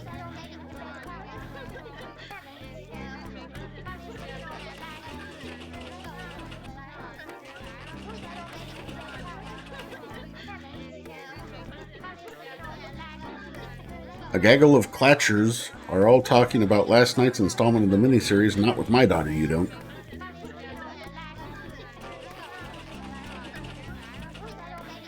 Like most office plants, this little fella is a charter member of the Future Sagebrush of America.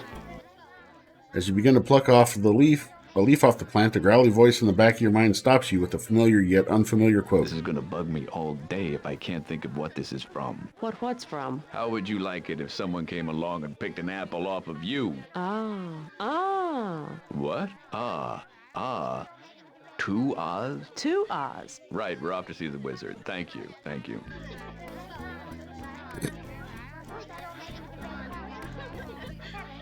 That's a lot of disclaimers. Monitors have no visible control. Okay. That's a big pencil. The showcase doesn't seem to open. Hermetically sealed. I wonder if hermetically came from the root word hermit. Do you? Cursory examination reveals that this is some sort of gigantic pencil suspended on fishing line. Our first model, the 1842 Faxon Superior Quality Lead-Centered Factory Board Cedar Writing Implement with Erasure Node. Plaque explains that this is a scale model of Faxon Castaroga's first pencil from 1842. In those days, you could buy 1,000 million of them for $1.50. 1,000 million, that's quite a bit.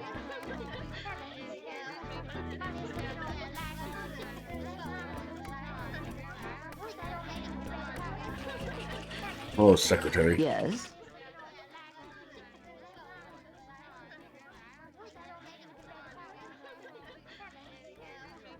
I'm sorry. You're obviously practicing the ancient art of Benoit. He smiles coyly at you in a manner that suggests you have correctly identified the source of her secret amusement. I could have told you that when we first walked in. It's written all over her.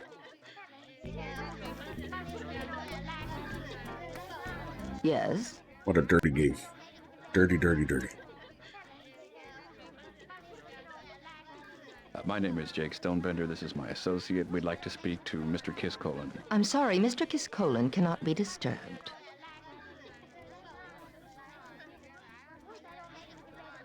You're in denial. Mr. Kiskolan is very disturbed, and the sooner you stop enabling him, the sooner we'll be able to help him. Now let us pass. Uh-huh. Mr. Kiskolan's psychiatric team and his handler were here yesterday. And you were not among them. Nice try, Mr. Stonebender. I'm afraid Mr. Kiskolan isn't receiving anyone from off the street today. But thank you for coming by. Oh, she's good. She's very good.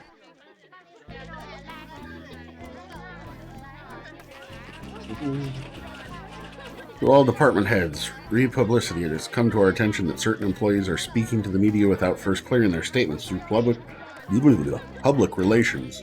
We realize that it is not always convenient to do so, therefore please use the following preferred terminology.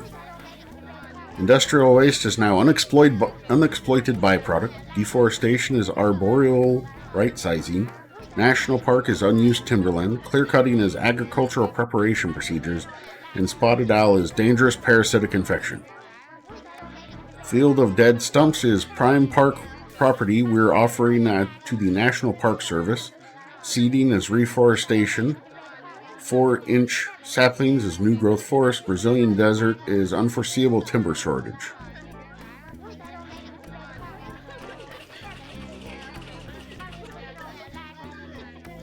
You all regarding spin-off products. In an effort to make best use of our unexploited byproducts, we are taking a cue from the popularity of the recent release of low-fat, high-fiber whole wheat bread made from wood cellulose. We are thus proud to announce the following products manufactured and marketed in joint cooperation with General Food Mills. Twigums. Breakfast cereal with the look and taste of real twigs with just a touch of honey and brown sugar. Knot Holios, individually wrapped candy-coated knot holes in various flavors, maple, cedar, pine. Sapu, shampoo made from sap, washes, conditions, dries, and gets dirty again all in one shampooing. Okra, it's okra. No, it's oak. Wait, kids, it's both. Once you get past the texture and taste, you can't tell okra from the real thing.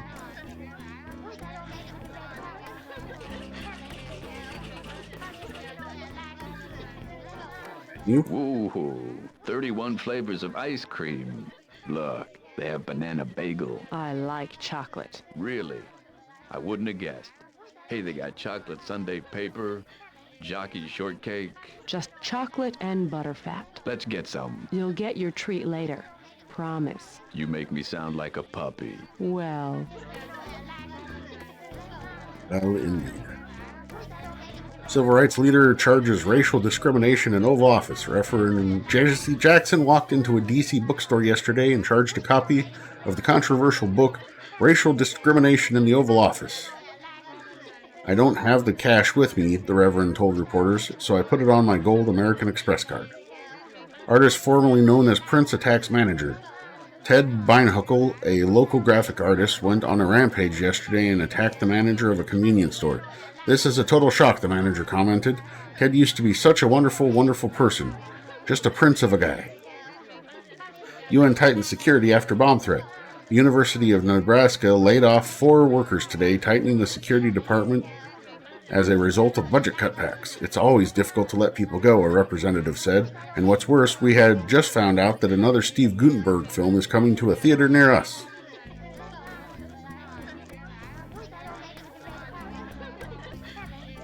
It has a name and a phone number on it, neither of which you recognize.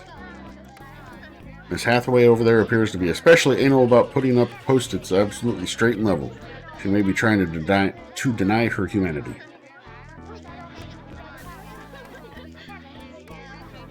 On the board hangs a handy Faxon Castaroga wall calendar. In today's box it says SK to Manaus site 7:30 p.m. GA number 1173. There's a line from this box to the following Tuesday's box in which is written the return flight information. SK, what was Kiss Colin's first name? I guess he's leaving at 7:30. I can't read any of the other post-it notes. To all, singing in office. Owing to numerous complaints, the following songs will not be sung, hummed, or whistled while on company property. I'm getting sent a memo over you. It's a long wait for temporaries and alt.ling.sign. Let's get physicals, giddy up 401k, and stop in the name of lunch. All tenants. From time to time during the year, we will be performing unannounced fire drills in order to perform routine testing and maintenance on the emergency equipment. There's no need to leave the building during these fire drills. Sure. President calls halt to skyrocketing prices. Stefan Two Fingers Boren, president of the American Fireworks Association, has announced a ceiling on the prices of American-made fireworks. The price of skyrocketing just keeps going up and up, he said. TV evangelist defrocked following multiple sex scandals. When asked as to what he'd done after reading about all the latest sex scandals, televangelist Robert Orles replied, "What could I do? I went home, had dinner, took off my frock, and went to bed." Supreme Court Justice accepts payoff in sting operation. U.S. Supreme Court Justice Sandra Day O'Connor, who recently loaned $10,000 to rock star Sting for a hernia operation, was repaid by the recuperating star late today. "He didn't have to pay me back right away, but he's a great about these things," she said in an interview.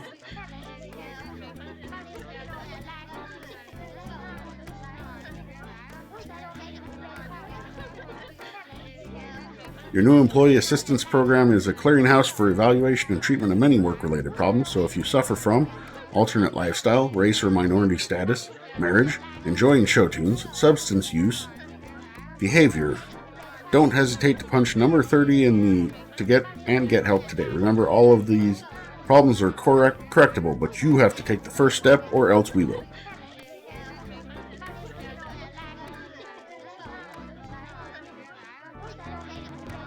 Correct marriage. Marriage. Did I already read this one? Dear Fax on Castaroga, I just wanted to compliment you on your products. Recently, my house was involved in a terrible flood. The entire house was picked up and carried almost a mile downstream. We lost virtually everything. While picking through the rubble, we found one of your pencils. The paint was broken, but otherwise it still worked perfectly. We sharpened it, and it's as good as new. Nothing else in the house survived except for my anvil collection. Losing one's house is a tragedy, but losing the means to write something down, that's an indignity of an inestimable cost. Thank you, Fax on Castaroga, signed Don and Stephanie Nelson, Sandusky, Ohio. Have they made Good Friday a Monday holiday? No. They will. God grant me the courage to change things I can, the serenity to accept things I can't, and the wisdom not to worry about the differences between courage, serenity, and wisdom. Isn't that one of the Psalms? I don't think so.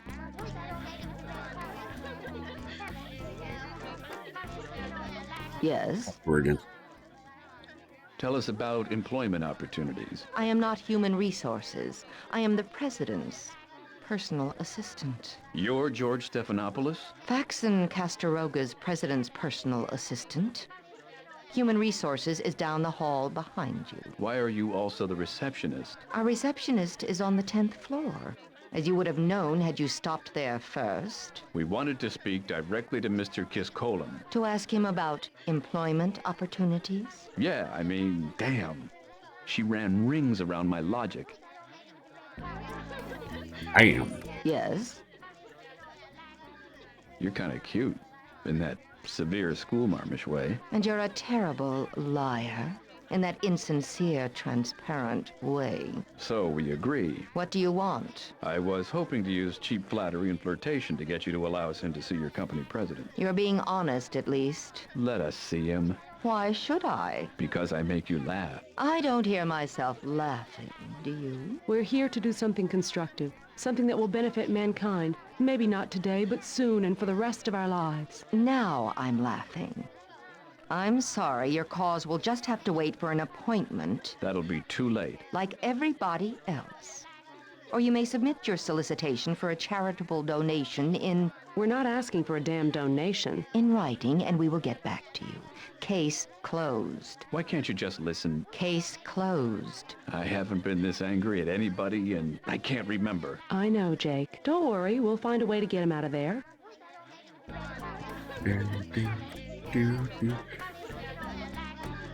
Don't go in there. Nothing, Mr. Kiskolen, I'm sorry. Be quiet. Mr. Kiskolen is on long distance. We need to see you about a matter of importance. I'll call security. I bet you use that threat a lot. Calm down.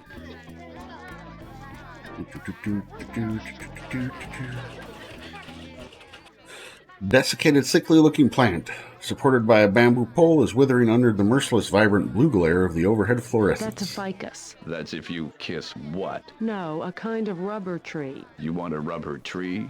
You mean if you kiss her? No, it's a member of the mulberry family. I don't know whose family she's from, or why you're talking about kissing and rubbing her, but this is getting too kinky even for me.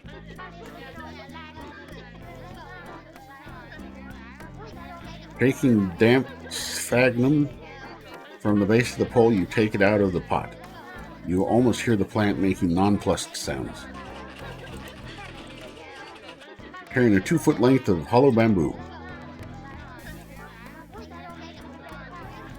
You'll jam up the pole with the pretzel dough and just imagine what it's doing to your intestines right now.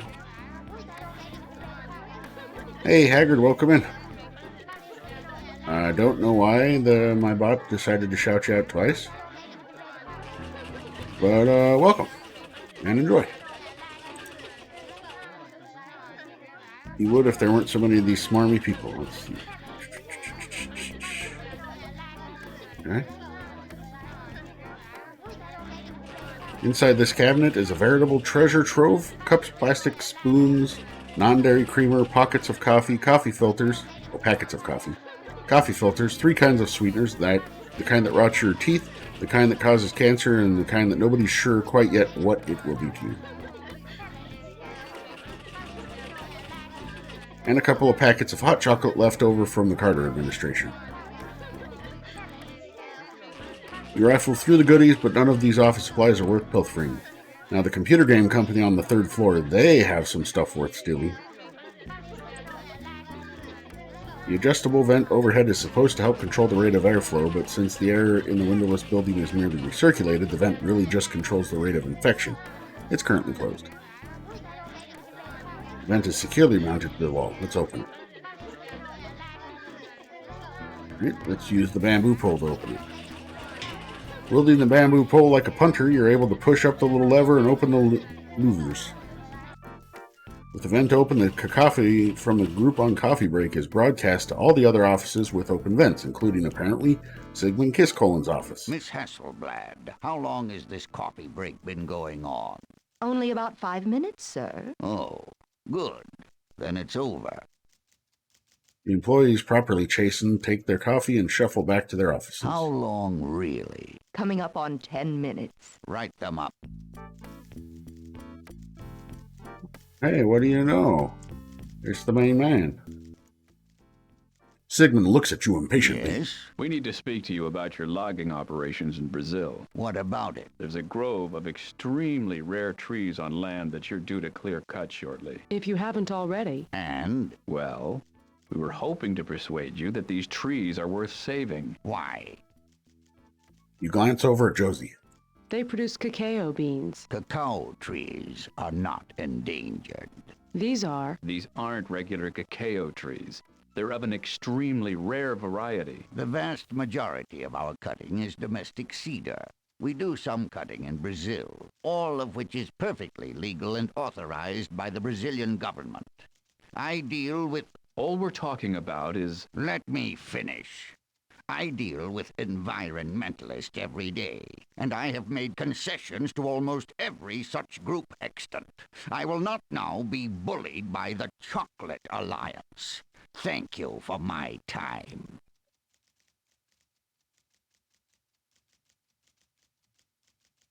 As you and Josie look on incredulously, Sigmund turns to his secretary. Miss Hasselblad, these came to me by mistake. He hands some tickets to his secretary, spins on his heels, walks into his office, and shuts the door forcefully. Miss Hasselblad glances at the tickets and tacks them to the bulletin board behind her. With a smug smile aimed directly at you and Josie, she returns to her work. Wow, that was quite the tacking. I wish I could tack things to a bulletin board with just a flick of the wrist behind me like that.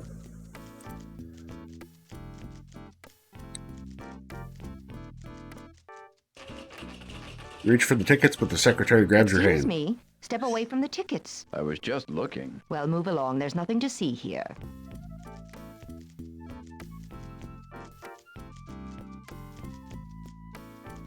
Alright, so I need to call the...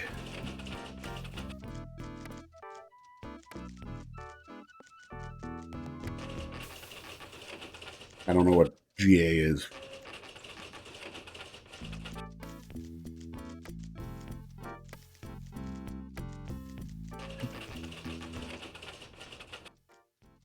Did I hear Mr. Kiskolen say something about going to Brazil? Mr. Kiskolen and I are visiting some of the company's overseas This is none of your business. Quite all right. I have work to do. If you'll excuse me.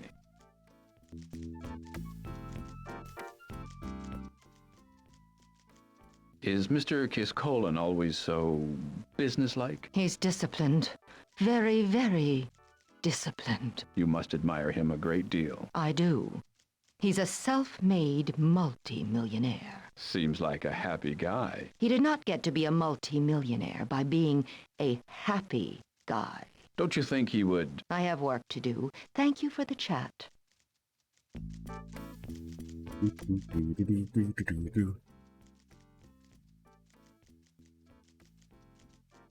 Yeah.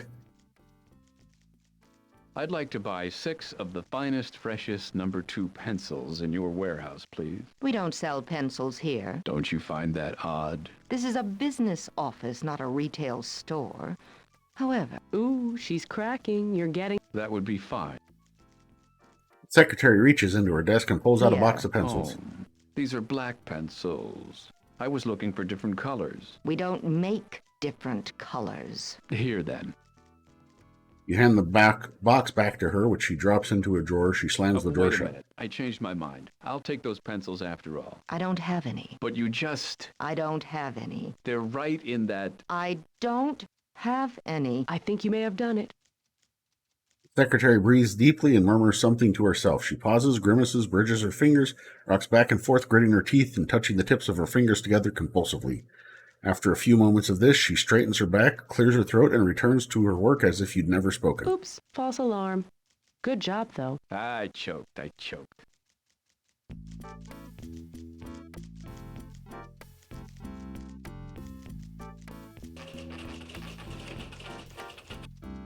You hold the pretzel out to her. She shudders involuntarily. Alright. So I need to distract her, huh?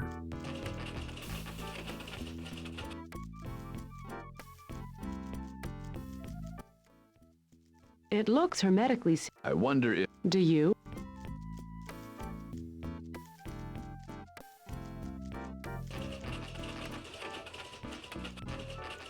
Why is this guy still here? Oh, yellow post-it. Says the same thing as every post-it taped to every coffee machine in the country. If you take the last cup of coffee, please turn off the burner to prevent scorching. Nope. Never seen that on any of my...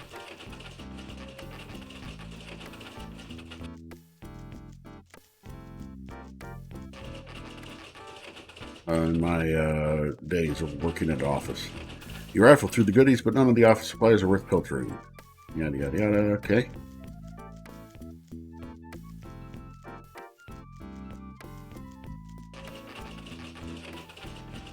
Oddly enough, the note I saw in most of my workplaces was, for a while, hey, when you're done with the coffee grounds, don't throw them in the trash. Put them in this other bin over here so that we can use them for fertilizer in the gardens. That's better. You glide effortlessly to the water cooler, get small cups of water for both you and Josie, down them, crumple up the disposable cups, and toss them away in the wastebasket.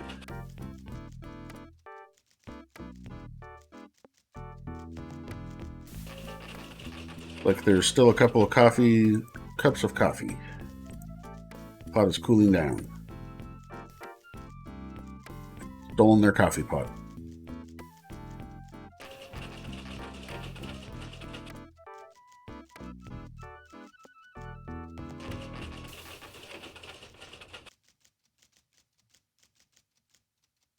I lost it again. What? That quote.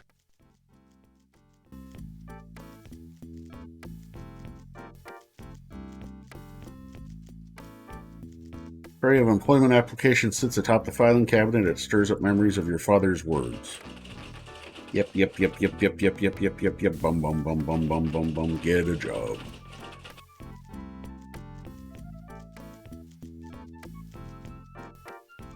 Regular, decaf, and strong. For a long time, I've been doing my own cup of coffee. I just use the hot water at work. Well, I used the hot water at work. Now my work is here at home, but HMO. Alexander Robert, Azrotanical Thinkacorn, Demeric Clotilde Benson Floydy. Learning anything? Yeah, whoever filed these sucks at alphabetizing. After a few minutes of fruitlessly searching, you close the filing cabinet drawer. You take an application from the paper tray and a sleek factory fresh Faston Castaroga pencil. What are you planning on doing? Getting a job here and subverting from within? Not exactly. Josie in line, you take a second application.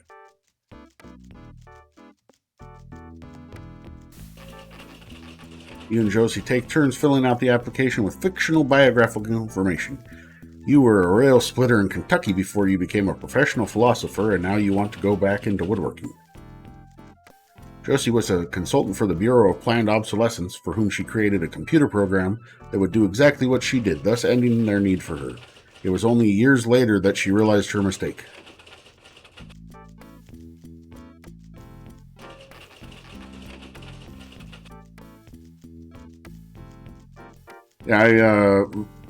Dragon Gem and I went to Florida, and while I was there, I got some Cuban-style coffee, and since then I get Cafe Bustelo, and I get their dark espresso grounds, and I use it in a French press to make a single cup of coffee a day.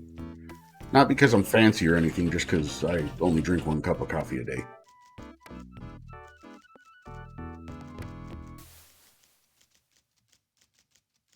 Here for an interview?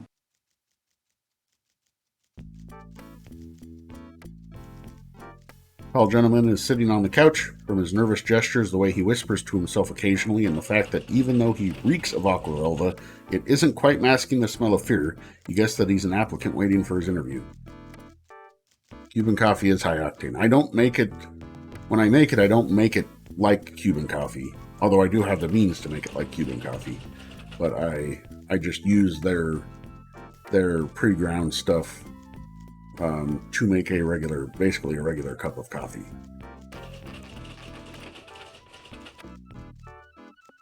Human Resources. You saunter fearlessly into the Human Resources Department and hand both your applications to the HR manager. She checks them briefly, makes several notes on a legal pad, then initials the application. She takes you and sits you down in front of a Polaroid, taking pictures of you and Josie. The applicant, bothered by the fact that you cut in line in front of him, leaves. The HR manager attaches the photo to the applications, hands them back to you, and directs you to wait in the lobby for the next available interview.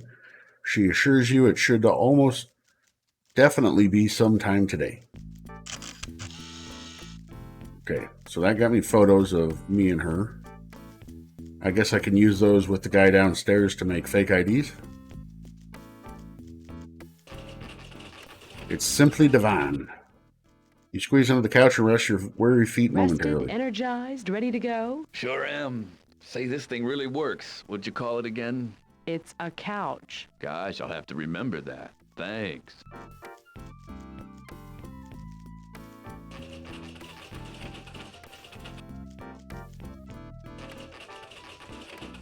You knock on one of the doors, and a slightly frantic-sounding voice calls out, "Not now!" There must be some hanky-panky going on in there. It's hard to imagine that there's some kind of big pencil emergency going on. You open the door, there's a crack, and a tired-looking man in the word processor says, "Yes," without even looking up. Caught without a thought-out response, you say, "See you at the show," and close the door. That ought to keep him wondering for a while. You knock on one of the doors. Let's see. So that's the same thing. All right.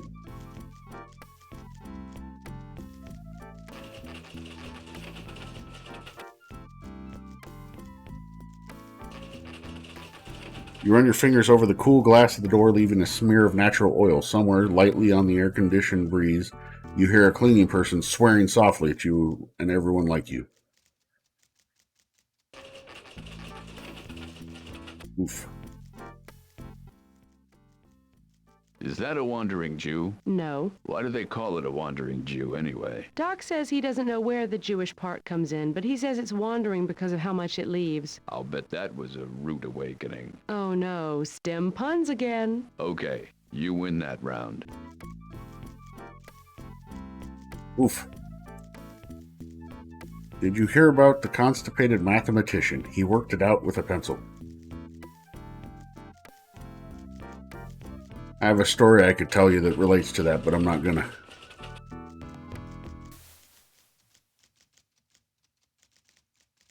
Alright. Let us talk to the shopkeeper.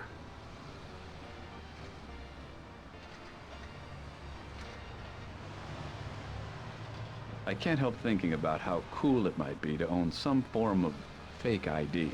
You know, just for fun. They're 2 for 1. Which one do you want?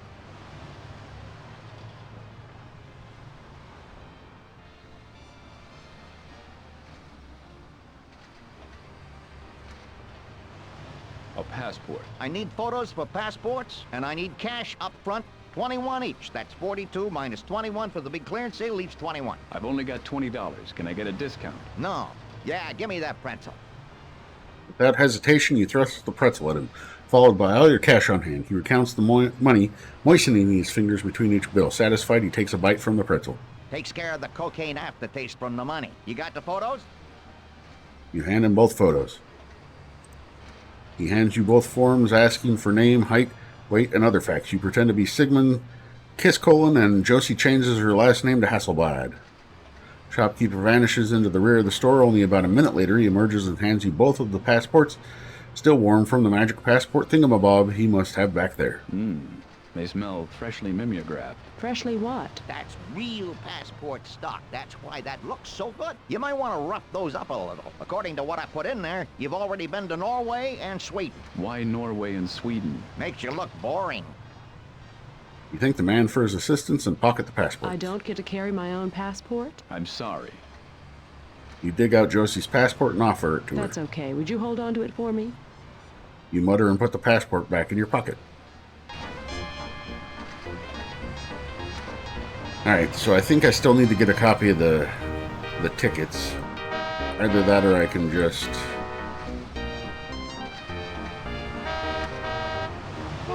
steal this automobile. Although it's against your nature, you reach for the car door. I'm going to steal this car. Oh, yeah? And where are you going to park it? Good point. Never mind. It's not worth the trouble.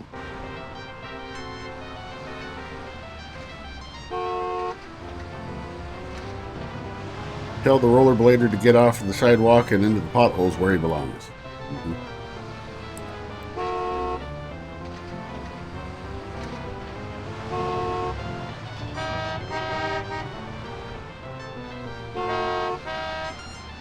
But I don't know if I need to go back up there and get the tickets from her somehow.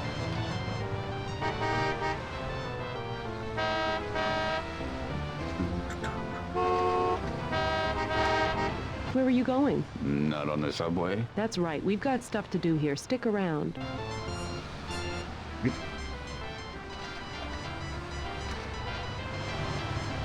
As you get closer to the old man, you realize that he's keeping up a running commentary under his breath. He's either rehearsing or, more likely, reliving a speech to somebody about not throwing away other people's mail.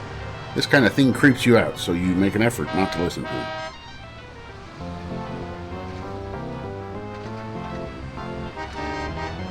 You step into Bob's and look around. The short-order cook is scratching his naked chest as he works at the grill. The waitress has kicked off her shoes and is sitting at the counter, reading a magazine, and the customers are all futilely trying to grab her attention. This is the first place you've been where no shirt, no shoes, no service is a description, not a requirement. Nauseated, you leave.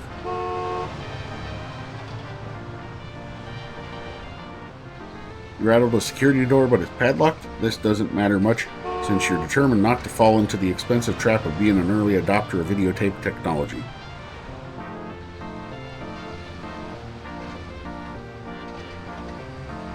Right? Yes, the young fella, if he's from around here. He looks at you and Josie with seeming incomprehension and looks away. Exchange student. You think? I hope.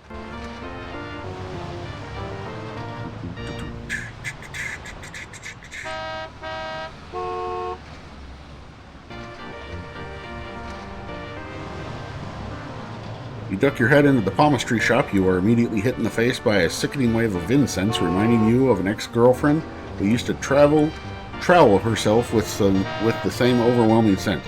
Now, what was it called? Patchouli. God bless you. Somehow I knew it was going to be patchouli.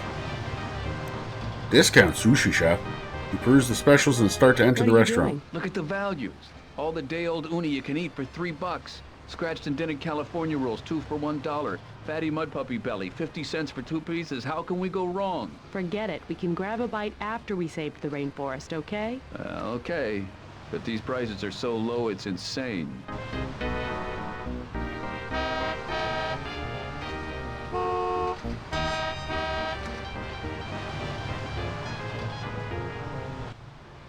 Embarrassed but anxious to observe proper adventure game protocol, you poke through the layers of trash and find nothing. At least you console yourself, nobody really noticed. Hey, garbage picker. Did everyone see that? I can't believe you, Jake Stonebender of Long Island, was poking through the garbage. You should be ashamed. Thank you so much. That's the way to do it. You bound across the street and back a few times, just for the sheer joy of doing so, without having to look both ways or worry about jaywalking tickets. Through the magic of buzzwords like multimedia and interactive, we remove these hazards from your world. You jaywalk over to the doorman and ask him what kind of services the hotel provides.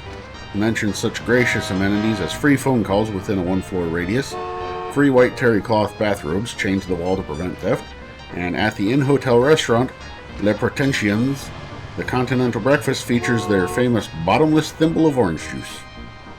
But their motto is, we're headed to our feet to put the legs and arms hand in hand with quality. So the doorman explains they also have the daily complimentary airport limousines to the airport of the hotel's choice, but actually the odds are quite decent that you'll make it to the right one. Okay.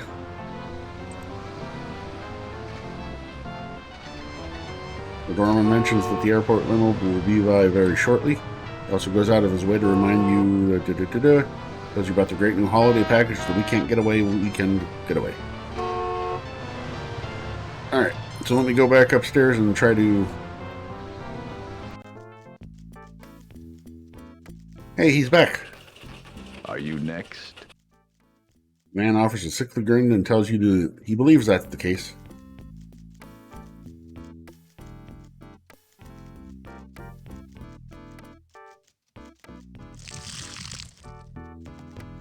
Figuring that bad coffee is better than not being watered at all, you pour the sludge into the soil.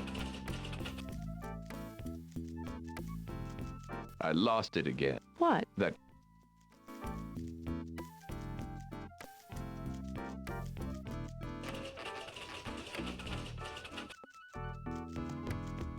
Do I need to fill it up with water?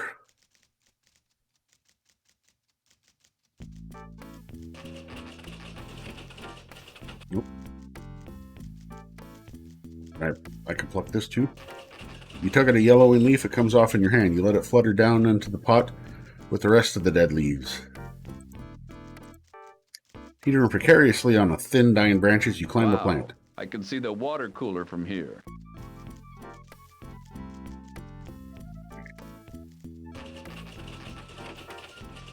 Despacito. Mi amor, despacito. Nope.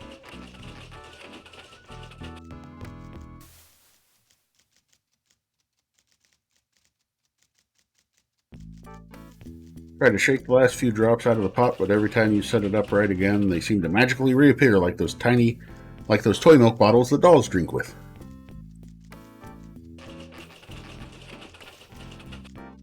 Yep. Alright, let's talk to her again. Would you mind going elsewhere just for a little bit? Secretary looks up from her desk and is about to say something when she realizes that you want her to leave so that you can get into Sigmund's office. She favors you with a brief, reproving smirk and goes back to her work. No, that's not why I wanted her to leave.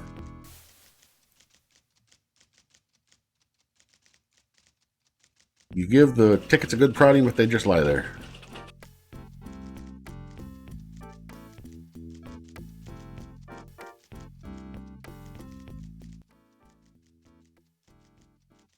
So, we struck out.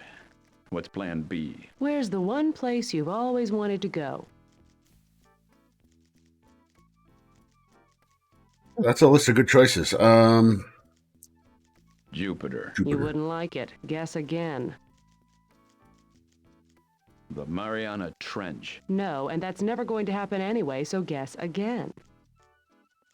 Yosemite. Wrong, wrong, wrong. Brazil. What makes you think I ever wanted to go to Brazil? It's nothing you've ever said. It's just a feeling I get. I'm game. Let's hit the road. We need to arrange air transportation. Who's paying for this? What are you looking at me that way for? I'm just thinking. Seems to me that Fax and Castaroga should be paying for these tickets. Don't you think? If it weren't for them, we wouldn't need to go. And unless I miss my guess. And unless your guesses are more accurate than your feelings, didn't Kiskolen just give a pair of tickets to his secretary? Indeed he did. Are you really suggesting we lift them? You're the cop here, you know. I'm using you as my moral linchpin. Let's do it. Yeah, we can always make good on them later if we have to, but I don't think we'll have to.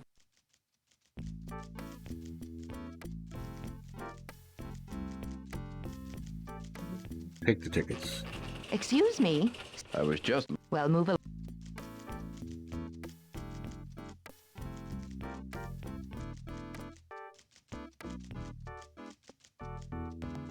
Pardon me. Why? Did you do something? There are chairs right over there. This is fine. I like to keep my desk. Yes, I can see that. You're sitting on it. Yep, that's the one. Would you kindly remove your derriere before you force me to call security? Not at all.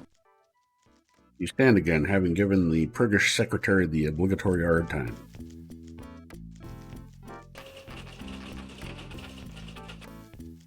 Okay, well, let me go ahead and save, and we will...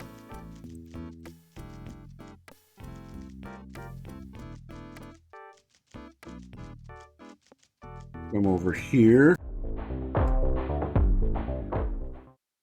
Thank you very much, everybody, for stopping by. We had I think, a pretty good hangout today, playing some more of the Callahan's Crosstime Saloon. Been very great. I appreciate everybody who stopped by, who came in, said hi. Any lurks may have been given, but let's go ahead and find somebody to raid. So I'll go ahead and jump over to our raid screen while I'm preparing for that raid. But I wish you all well. Goodbye and good luck.